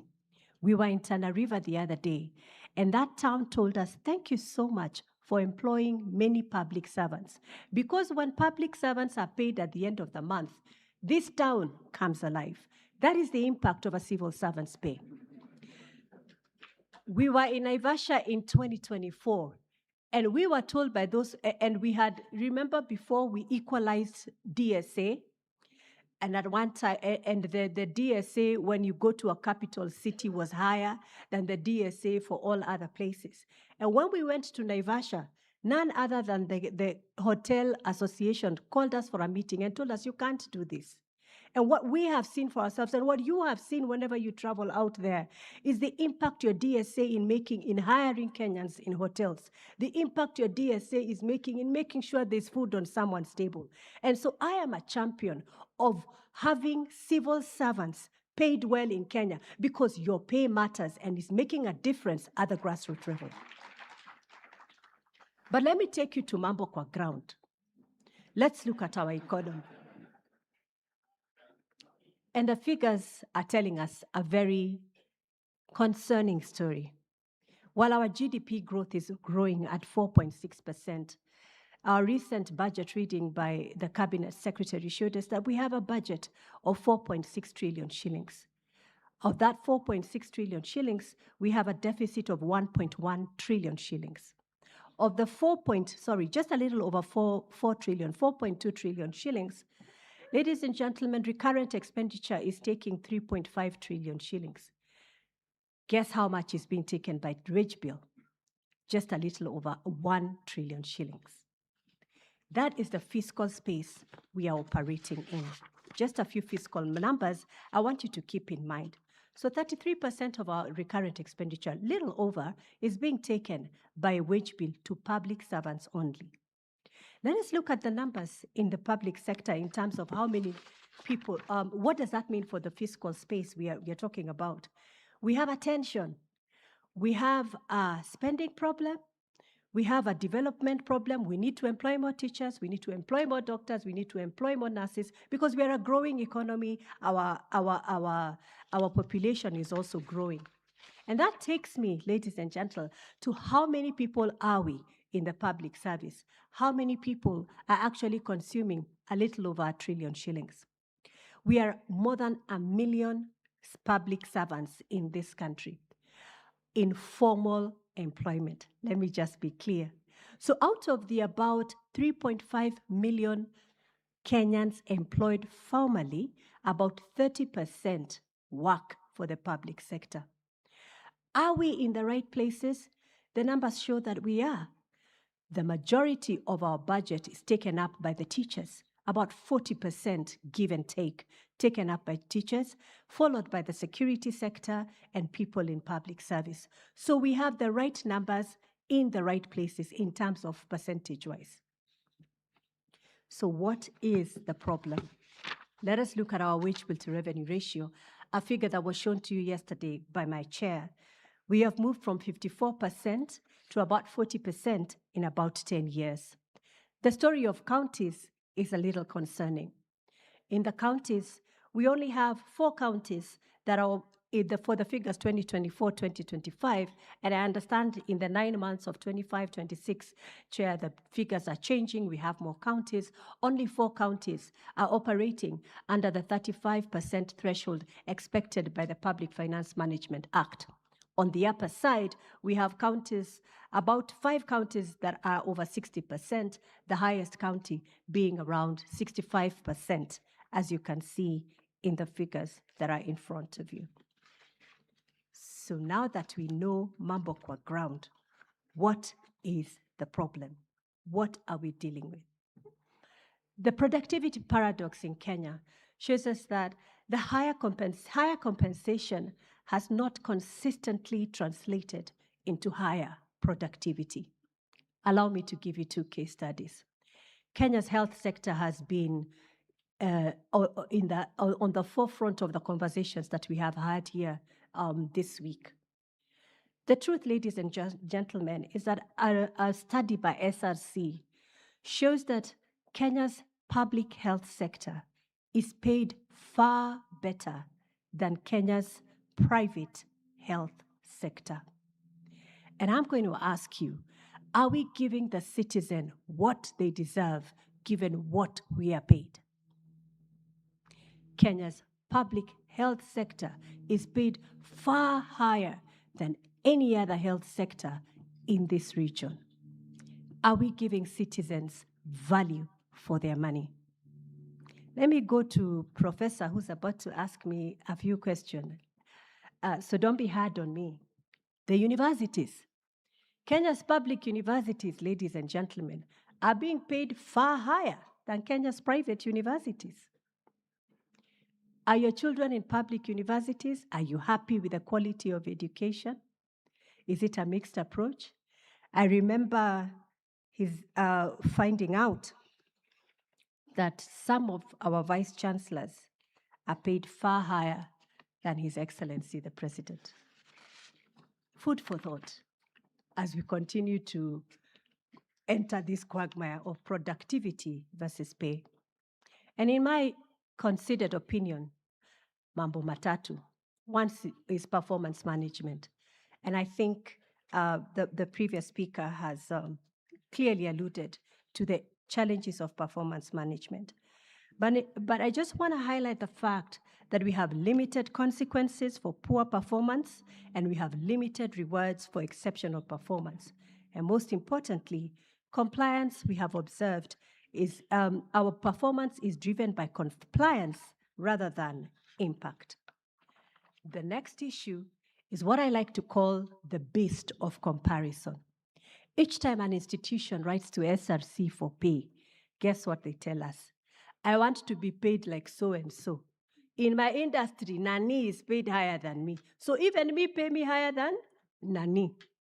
Guess what? And then when they reach to be the highest person paid in that industry, I'm not paid as high as Americans. I am not paid as high as Dubai. The beast of comparison is plaguing this country at an unprecedented rate. This phenomenon has created what we call a harmonization trap. The system becomes focused on equalizing compensation rather than maximizing productivity. The final one that I'd like to talk about are collective bargaining agreements. Our collective bargaining agreements are driving our wage bill very high without commensurate productivity. In fact, as a basis, a collective bargaining agreement starts on the basis of our pay is protected by law, Justice Sichale. And they tell us, the courts tell us that you cannot decrease my pay. No matter what I am doing or not doing, my pay has to go up. And so our challenge at SRC, after every 3 or 4 years, we have a county government, for example, coming to us and saying, you must increase my pay. And sometimes they even secure an astronomical amount of increase that the rest of the public service is not getting. And they tell us, the courts say there's no way my pay can be decreased. But are we seeing similar services on the ground? I was having an interesting conversation with my brother, the deputy governor for Nairobi. And I remember the time when I was growing up, when the streets used to be washed, not swept, washed in the estate. I remembered Kanjo. When as children, we used to line up outside. I don't know whether you recall, and we used to say, Camero. And Camero was Kajo trucks coming to collect dustbins from our estates, coming to make sure the estates was clean. I don't see that anymore. I don't know whether anyone can remember the last time they saw their streets being swept. Wachatao, their street being swept by your county workers. And yet, today, the counties are some of the best paid that we have seen so far.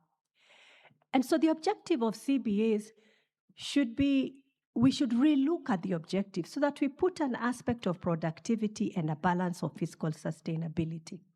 And the other question on collective bargaining agreements that we have begun to ask ourselves is that because we have established that in some of the critical services, the pay is commensurate in the region and even in that sector, should we begin considering to what limit can we allow some of these critical sectors to go on strike?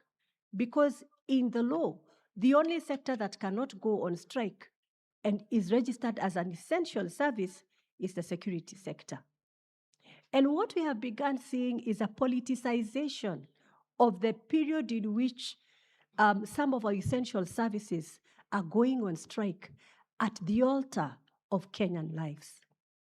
So right about now, in fact, we are very cautious and we are very scared that around 2027, what happens when all our doctors and nurses and all our hospitals go on strike?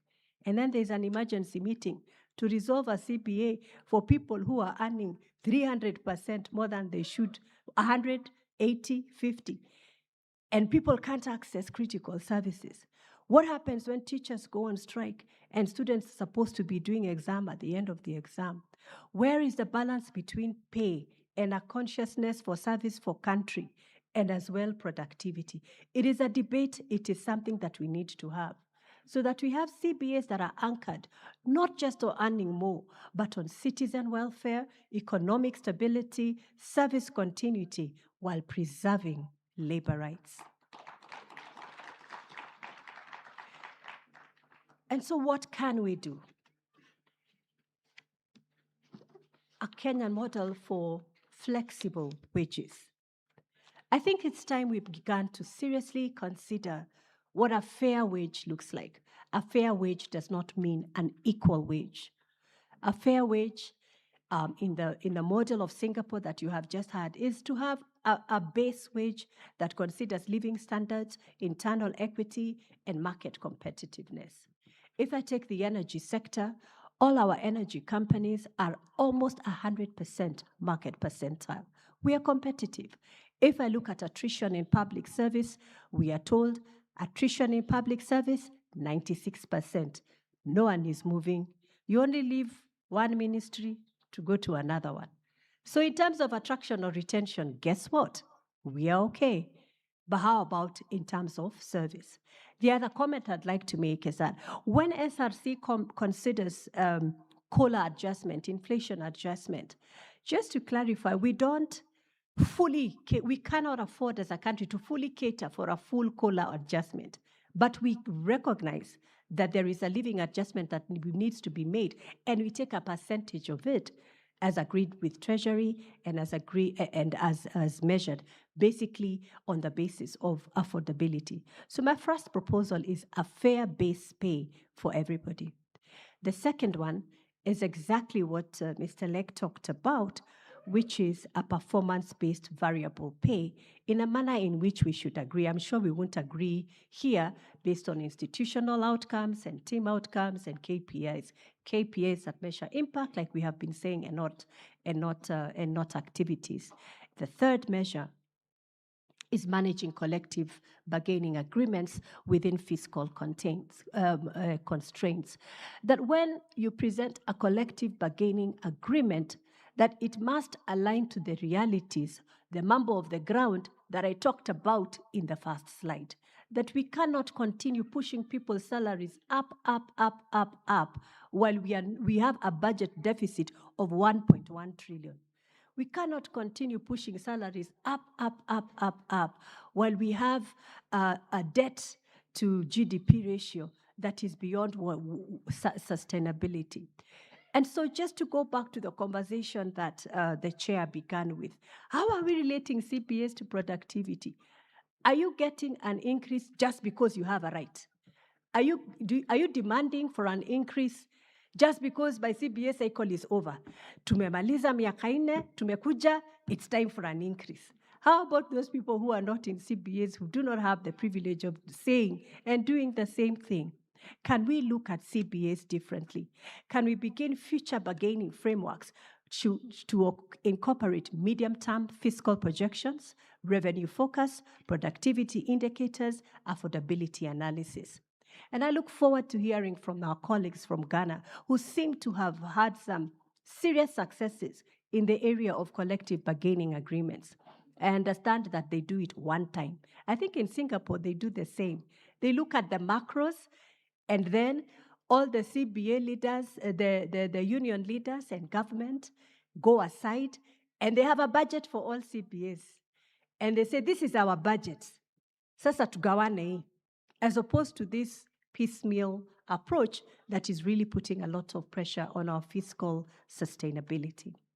And finally, as I have alluded earlier, compensation growth cannot systematically exceed revenue growth, productivity growth over the medium term. So if we are receiving pay beyond 4.6%, for example, which is how we are growing our GDP, as Gen Z would say, 6-7, tuanze kujifikiria. My last thoughts on this issue. Kenya's futures wage policy must move beyond wage containment toward productivity-centered compensation governance. The objective is not a smaller wage bill. The objective is a higher performing public service that delivers greater value for every shilling invested, ensuring that every shilling invested in public servants delivers measurable results for its citizens. I started with a question, I will end with one. Having said all that, are you worth your pay? Thank you, ladies and gentlemen. Thank you very much, Commissioner Wangui Mushiri. A better clap, a better applause for her. And she's left us with a question. Are you worth your pay? A good number of us who are here, we are public servants. Are you worth your pay? Are you really giving adequately to the Kenyan public their worth?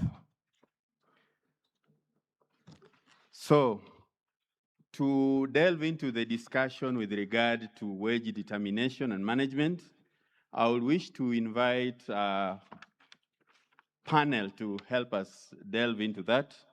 And the first panelist I will invite on stage is the first panelist will be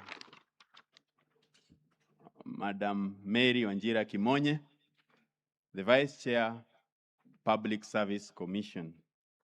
She is a long-serving public servant, an academic, management strategist, and she has held various positions in government. The last one I can remember prominent was she was a PS in the State Department of Public Service. Let's give a hand as she comes up on stage. The second panelist that I will invite is Dr. George Smith Graham. He's been up here several times. He's the CEO of the Fair Wages and Salaries Commission in Ghana. He's an accomplished international consultant and transformational leader. And he has experience in public sector reforms and compensation management. I've liked since yesterday he's been giving us the Ghana experience. I hope you won't get tired giving us the Ghana experience where we can copy from. I also wish to invite on the panel His Excellency Augustine Wambua, the Deputy Governor, Kitui County. He'll give us a perspective from the county government angle. Big hands as he comes. And lastly, I would wish to invite Commissioner Mohammed Aden Abdi. He's a commissioner at the SRC. He's been here before. We'll want him to help us also get another SRC perspective. I will request to be assisted. The organizers, please help me move this so that I can speak from the side.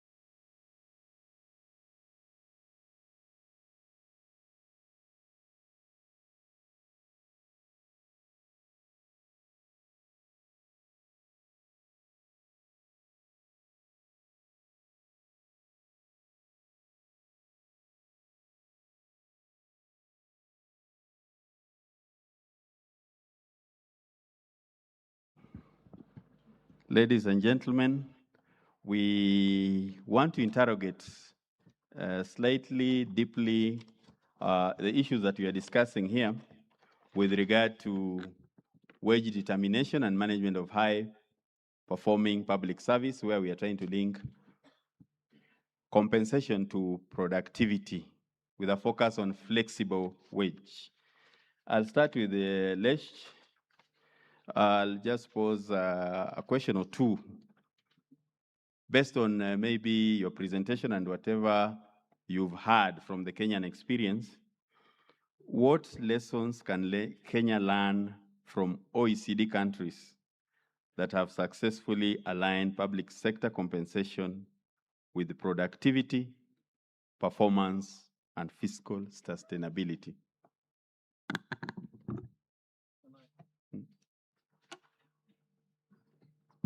And I have like half an hour to answer? No, just around, around 2-3 minutes. Okay, I would like to start by saying thank you to the Commissioner for a very, very good presentation. I mean, this completely changes the way I wanted to answer this question based on general OECD experience. But now I see that you are much more advanced in thinking where to go, and the basis that you have are really good. So I would say, give it a try. I mean, don't be shy because so many countries failed or are not claiming that they are successful. But they tried, why don't you try? But, of course, there must be a lot of caveats. So in your case, where you're also saying that attrition is high and your salaries are competitive, then you would not introduce performance-related pay to attract new public servants, or to keep the public servants work, because this is already secured.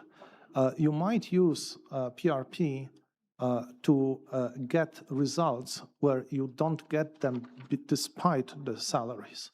And I would say not to put additional money to your system.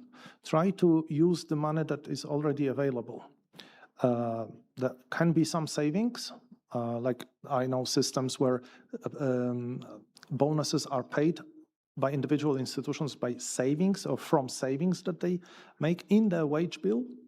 I'm not sure how this can be done in Kenya, but first and foremost, try to introduce it small, where it is the easiest and where you can easily find the results that it works.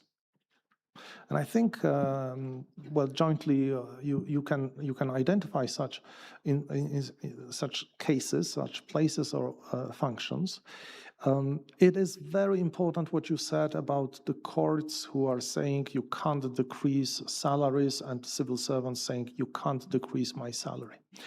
If you make a mistake by introducing performance-related pay that will be conceived as part of the salary, if you create an expectation that everyone gets this, this will be a big problem, because you don't want to pay everyone. And if people consider it part of their salaries, they will not appreciate the fact of not having it. So introduce it where it will be relatively easy, but also where you want to see quality improved dramatically.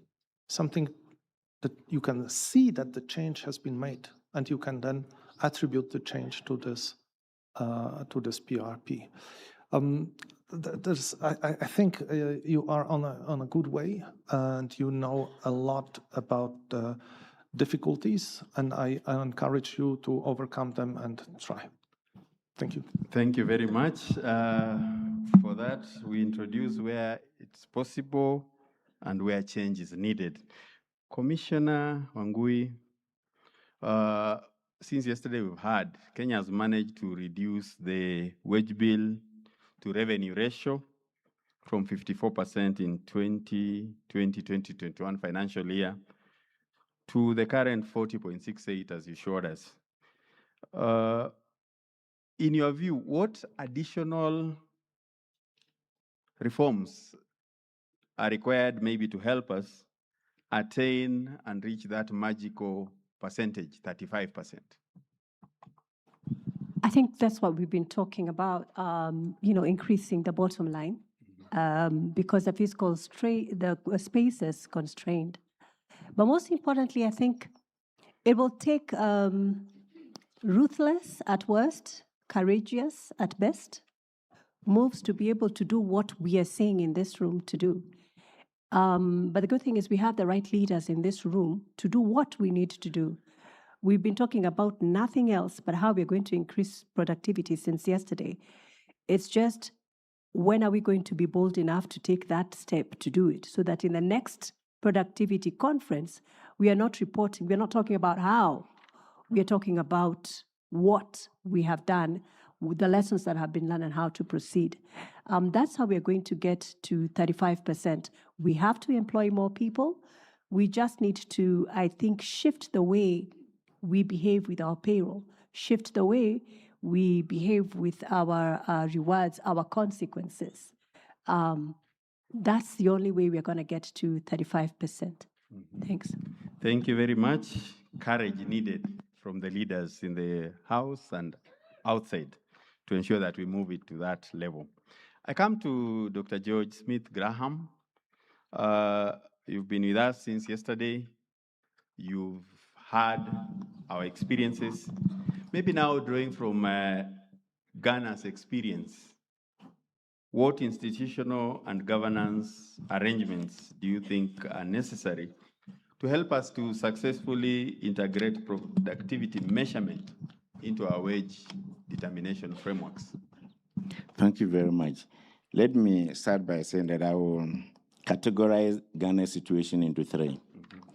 We have the general public service, and the general public service constitutes the health sector, the civil service, the education sector, both tertiary and pre-tertiary, and all other public service institutions.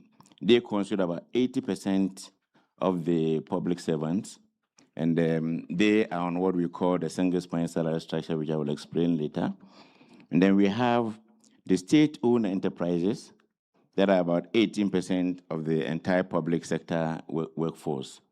They are also in a different category. Then we have the Article 71 office holder, that's the political appointees, the judiciary, and then the legislature. When it comes to the general public service, those who are on the single spine, Ghana has what we call the unified salary structure, vertical salary structure, for all public service institutions. We have done that because, like I mentioned yesterday, we did a job evaluation to determine the relative worth of the jobs in the public service. And that relative worth of the job has placed them on grades. And so it doesn't matter whether you're a lawyer, but if you're a lawyer and you belong to one organization and the value of your job in that organization is lower than another lawyer in another organization, you don't earn the same basic salary, because we did an evaluation of the job. And so once you belong to an organization, what you perform there is what. And so we place all of them on the, and for us, that is how we believe we've been able to establish what we call the equity.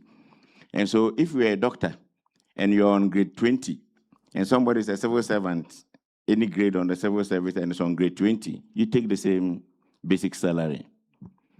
Then we have what we call the other variable pay.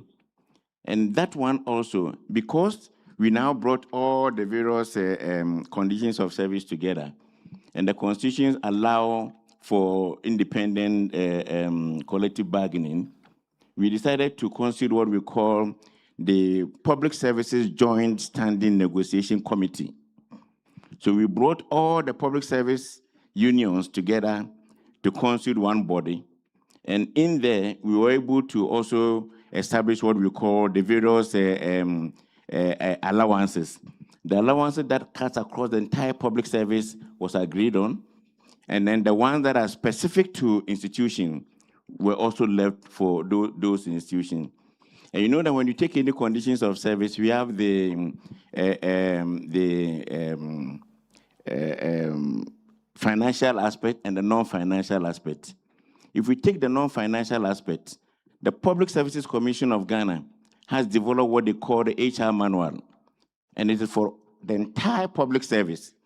And so if you take any particular conditions of service, you will pick the manuals, anything that is non-financial, you have to go and make reference to the Public Services Commission, incorporate it into it, and then the allowances we've all agreed on is also incorporated.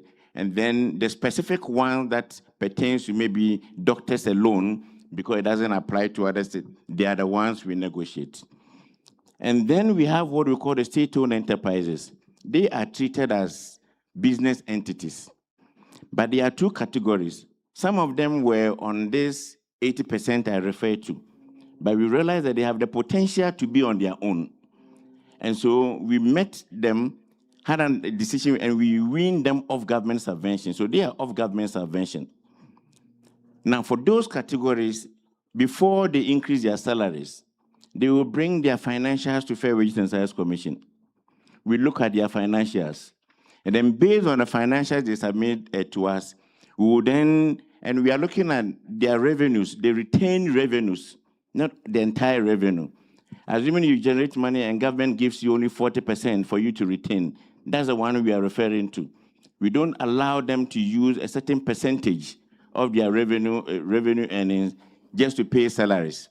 We make sure that we restrict them to a certain level, 35% for those institutions. But the ones that are not those we weaned off, they are on their own and they are not under the Fair Wage and Salaries Commission. And so over there seems to be a lot of things happening there. It is for this reason that the country took the decision that we now need to have, because of the success of the single spine, we now need to have the Independent Emolument Commission that will bring all of them on board. The state-owned enterprises, the Article 71 office holders, bring all of them on board. So this is how we operate our systems in Ghana. And when it comes to the collective bargaining, the financials are very important. We look at the financial, you just cannot bring any figures to us that you want a salary increase. We'll look at your financials over the last 5 years and look at your projections for the next, and if you are generating more, we'll allow you to increase the salary. But if you're not generating more, assuming we even restrict you to 35%, and you are generating more, the more you generate, your 35% will lead to higher amount. And so that is how we have arranged our system in Ghana. It's a model we tried when the Single Fair Wage and Salaries Commission was established, and we intend to perfect it as we go on. So that is how we operate our system in Ghana. Thank you, Dr. George, for those lessons. I hope SRC we are taking note, borrowing best practices.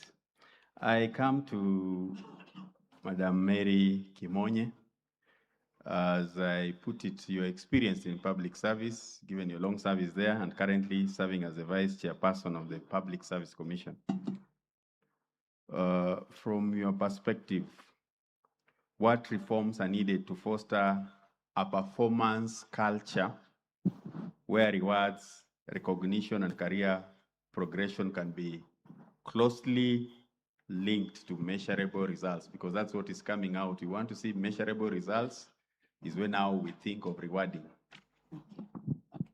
Thank you very much, Dr. And good afternoon, everyone.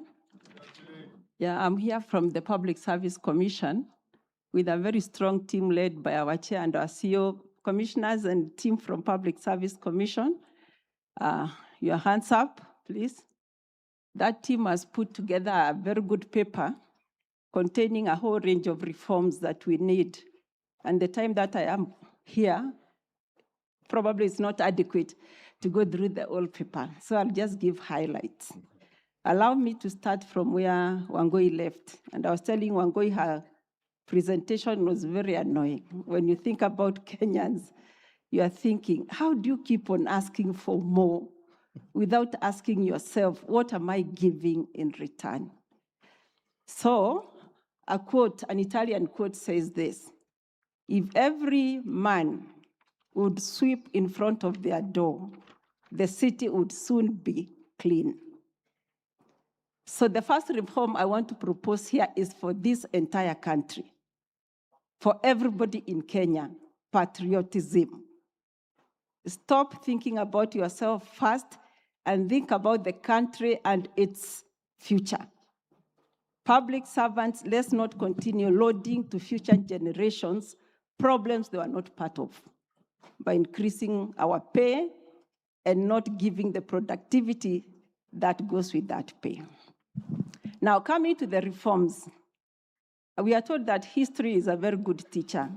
So let's step back to a bit of history and allow me to read, because Kenya has been on an annoying reform journey for a long time. 1963, the Pratt Commission, salary improvements to support Africanization. Very good. 1967, Miller-Craig Commission. Wage restraint at senior levels, improvement to be concentrated on lower paid employees. 1970-71, Degwa Commission, rationalization of grades in the public service from 78 to 15 job groups, introduction of job evaluation and merit-based hiring. Warohio Commission, 1979 to 80, additional address declining moral integrity in the public service. The Ramtu Commission, 1985, proposed institutionalization of biannual salary reviews linked to performance and productivity. Did I say productivity? In 1985. Yes. And we are still here.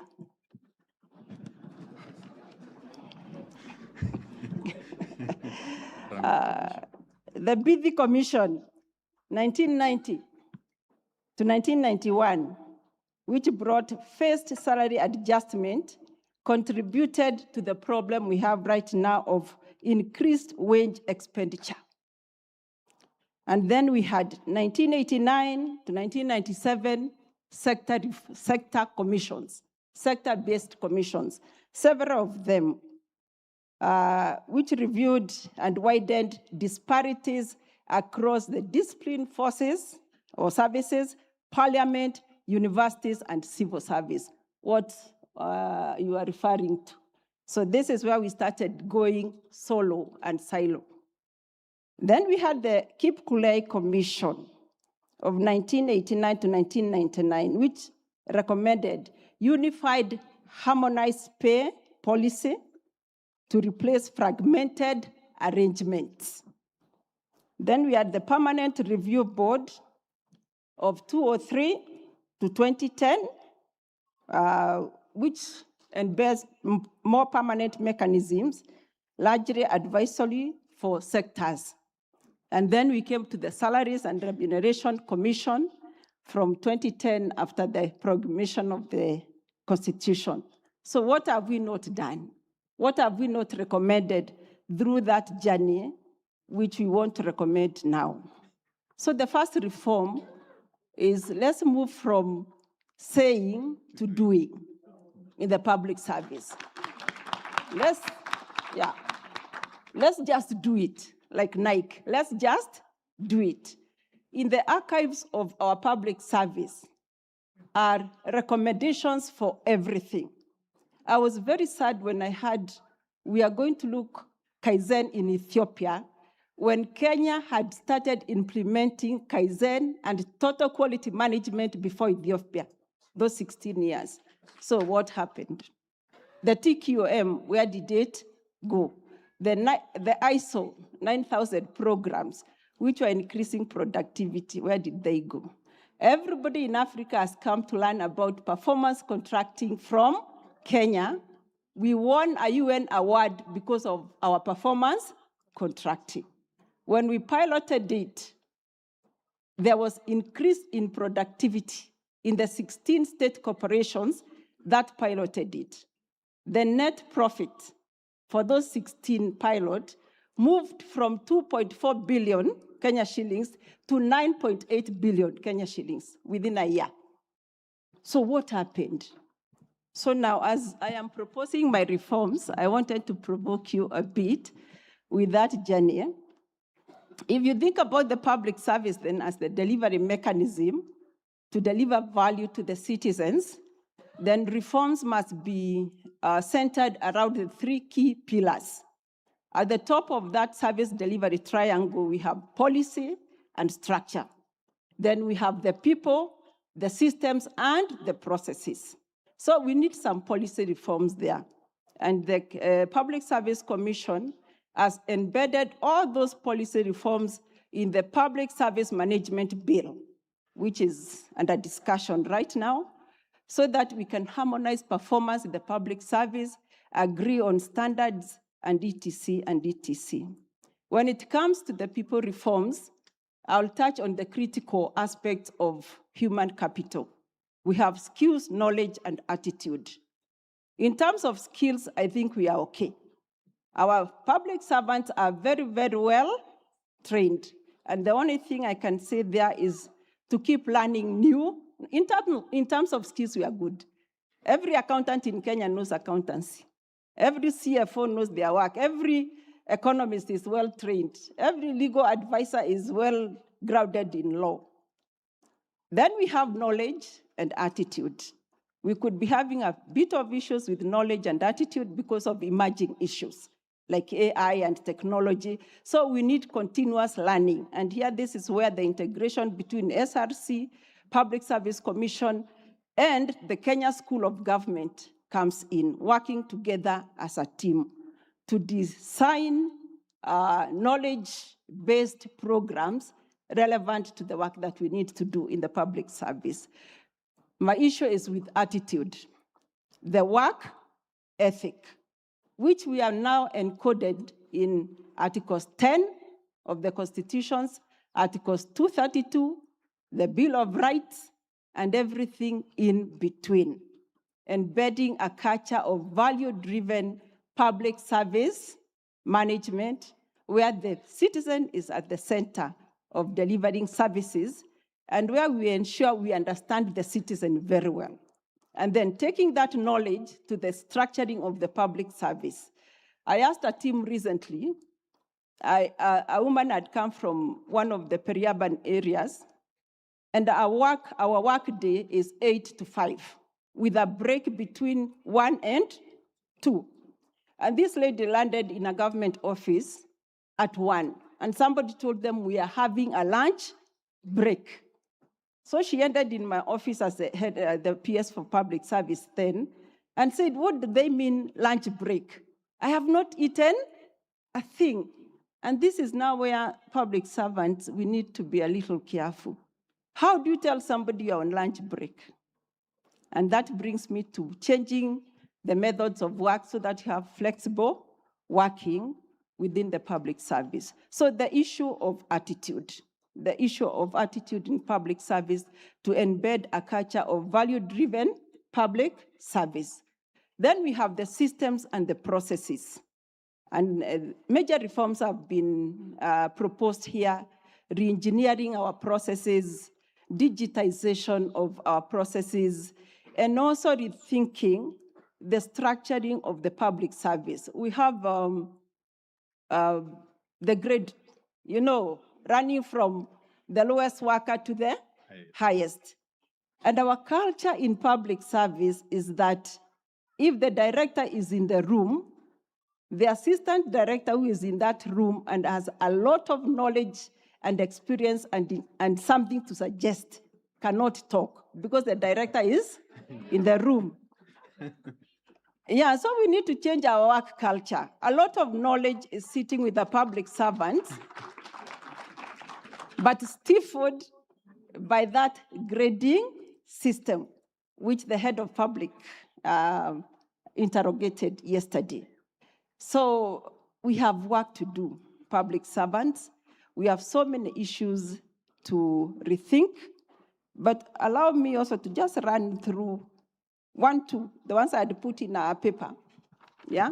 Because I'd wanted to structure this answer, and I know it will provoke a lot of discussions, but not a problem. So we have this rigid remuneration structure where you are paid because you are older, like me, because you have been in the service longer, and because you are senior. Never mind whatever you're doing, yeah? I think we need to overhaul that system. And then we have ineffective appraisal system. Recently, we did a reform in the public service. And we said, if you are going to be promoted through the Public Service Commission, your promotion request must be accompanied by 3 years of your appraisal report, 3 years appraisal report. And public servants have started doing that. And we thought it's a good reform until we interrogated the appraisal system. And everybody who has appeared before the commission has got 100% in everything. Yet our collective performance as a country, as a public service, stands at 40%. How? Yeah? So the appraisal system needs to be overhauled so that it reflects productivity. But there is one fundamental question, is how will we be able to allocate targets or performance to individuals? A lot of public service work is advisory. It's intangible. And that is where I agree with Lek there. We need to think of how to do that, because sometimes you cannot say who actually achieved what. It's a whole group of people, and the work is a system. I filled the form, then this one validated the form, then this one approved the form. That whole system, probably we need to rethink about that system. Then finally, we have institutional things that we need to do. SRC and Public Service Commission, we need to create a joint policy framework that we need to do so that we have coherence between the advisory we give to the service and also that we are working on the same standards and principles. Then re-engineering the schemes of service that I have said, and flattening the institutional hierarchies within the public service, and integration of citizen-centric audits within the public service. We do our audits, but where does the citizen sit in these audits? And this will have independent citizen feedback so that we can hear what the citizens are saying. And finally, the systemic performance culture reforms. I think we transition from outcome-based KPIs, shifting key performance indicators from measuring process inputs to measuring output and impact to the citizens. On the level of operational, the issues of coaching and managing and succession management, I think, are critical in the public service if we are going to retain a high-performing public servant. And we must clean the discrepancy between our evaluation and what the citizens are saying. Let me add, Dr. by saying, when we were doing performance contracting, the former president became very uncomfortable in announcing the results. 1 year, I recall. And the reason is because the State Department, which was #1, had been rated by the citizens as the most corrupt. And he said, this I am not going to announce. Because there is a discrepancy. You can't be the most corrupt and at the same time the best performer. So what was the issue? People had started doing what Lech said, gaming with the performance contracting, gaming with the performance contracting. So we must also ring-fence the performance contract from gaming by public servants. Have I done my time? You've Okay. done very well, and you've been thorough. Makofi kwake. Okay, so thank you very much. So thank you very much, Madam Mary Kimonye, for those very many valuable insights. Just as we are finishing, we want to get a perspective from the county governments. Since we started evolution, courtesy of the Constitution of Kenya 2010, counties have public service boards which are helping them in issues, recruitment, placement, and generally managing the public service in conjunction with the county head of public service. Now, I wanted to get some insights from His Excellency Augustine. What measures maybe can you propose as county governments that counties should adopt to improve workforce productivity eliminate efficiencies, and maximize value for money in public service delivery. Okay, thank you, moderator. First, I would like to thank the organizers of this conference, SRC, especially for the counties that have already institutionalized performance contracting. Apart from being the Deputy Governor of Kitui County, my governor, His Excellency Dr. Malombe has also appointed me to be in charge of performance contracting in the county and another ministry for tourism, hospitality, and game reserves. And in that perspective, I'm also under performance contracting. I sign a contract with the governor every financial year. I'll give a perspective of Kitui County in terms of how far we have come in terms of performance contracting.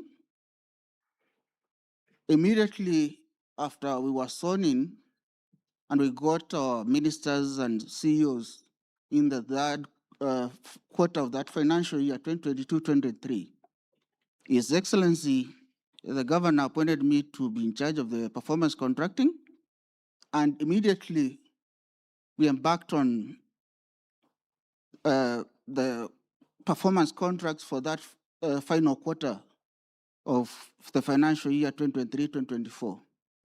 And under the guidance of the Performance Management Unit under the Office of the Prime Cabinet Secretary, we were able to kickstart, and right now we are in the fourth cycle. During the third wage bill conference, again, the governor instructed me that we have to integrate productivity mainstreaming into the performance contracting framework for the county. So we are both in performance contracting and also on productivity mainstreaming. And the last financial year, we were able to compute the first county productivity index, and we are now in the phase of improving the strategy, productivity strategy, and we are launching it in July this year. We are among the counties that sign the PCs by the 15th of July. And we have the reward system for our county staff, especially where we have the first 3 ministries, because we have around 12 ministries, that is including the office of the governor and the office of the deputy governor. And the first ministry gets a quarter of their pay as a reward, number 2 an eighth, and number 3 a 12th. And this all is done through external vetting processes and evaluation. So mainly, in order to work on the performance contracts, we had to integrate the governor's manifesto, which we had a 16-point agenda, and integrated with the CIDP, the Vision 2030, and also the MTP4, so that we had an awesome approach. What I would say, most of these counties, or where we are right now, there are issues that are determined by the labor market conditions. The commissioner here has talked about the collective bargaining agreement, the CBS.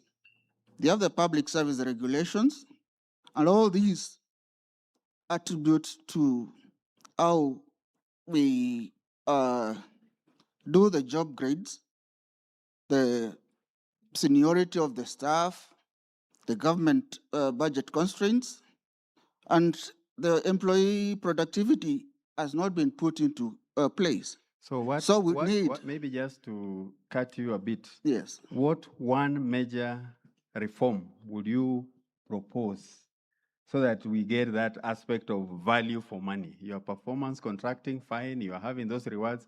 What one major reform can you propose, which maybe other counties can also embrace? We should incorporate the productivity of the employees, the performance of the employees, and work on the emerging trades in the market, like what Ghana's really given us here today.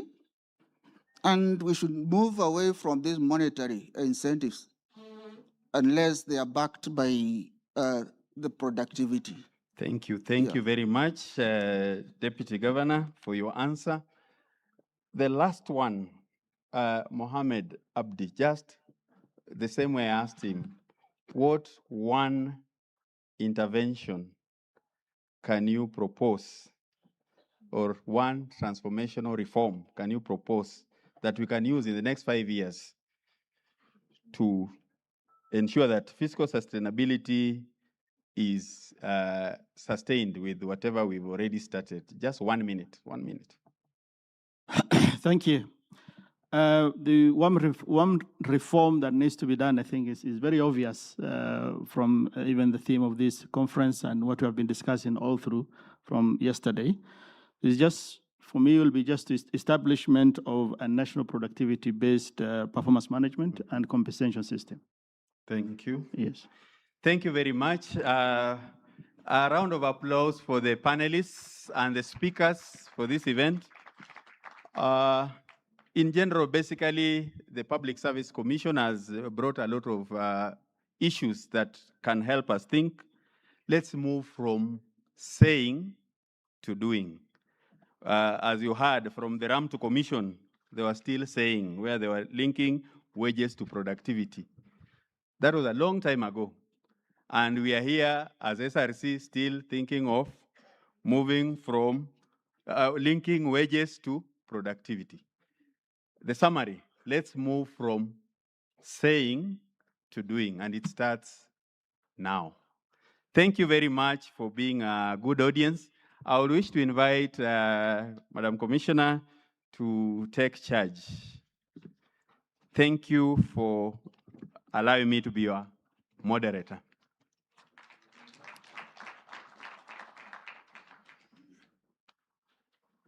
Thank you very much, Professor, for taking us through that session together with the panelists, and allow us to appreciate our speakers.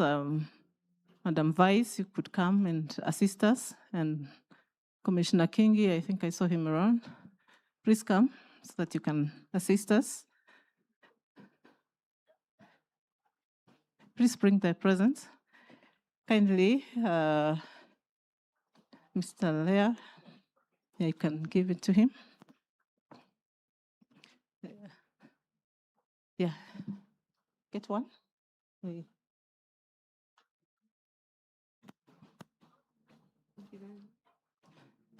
Okay, thank you. A round of applause. Thank you very much. Yeah, can give to the Deputy Governor.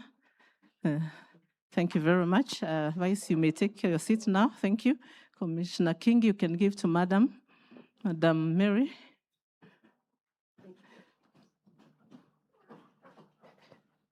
All right, thank you very much. And the last one? No, to... Oh, I'm sorry, he had received this morning, but we can just shake your hand. We had the moderator.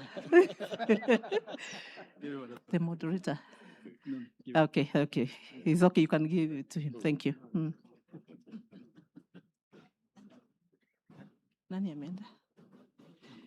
Thank you, Commissioner King.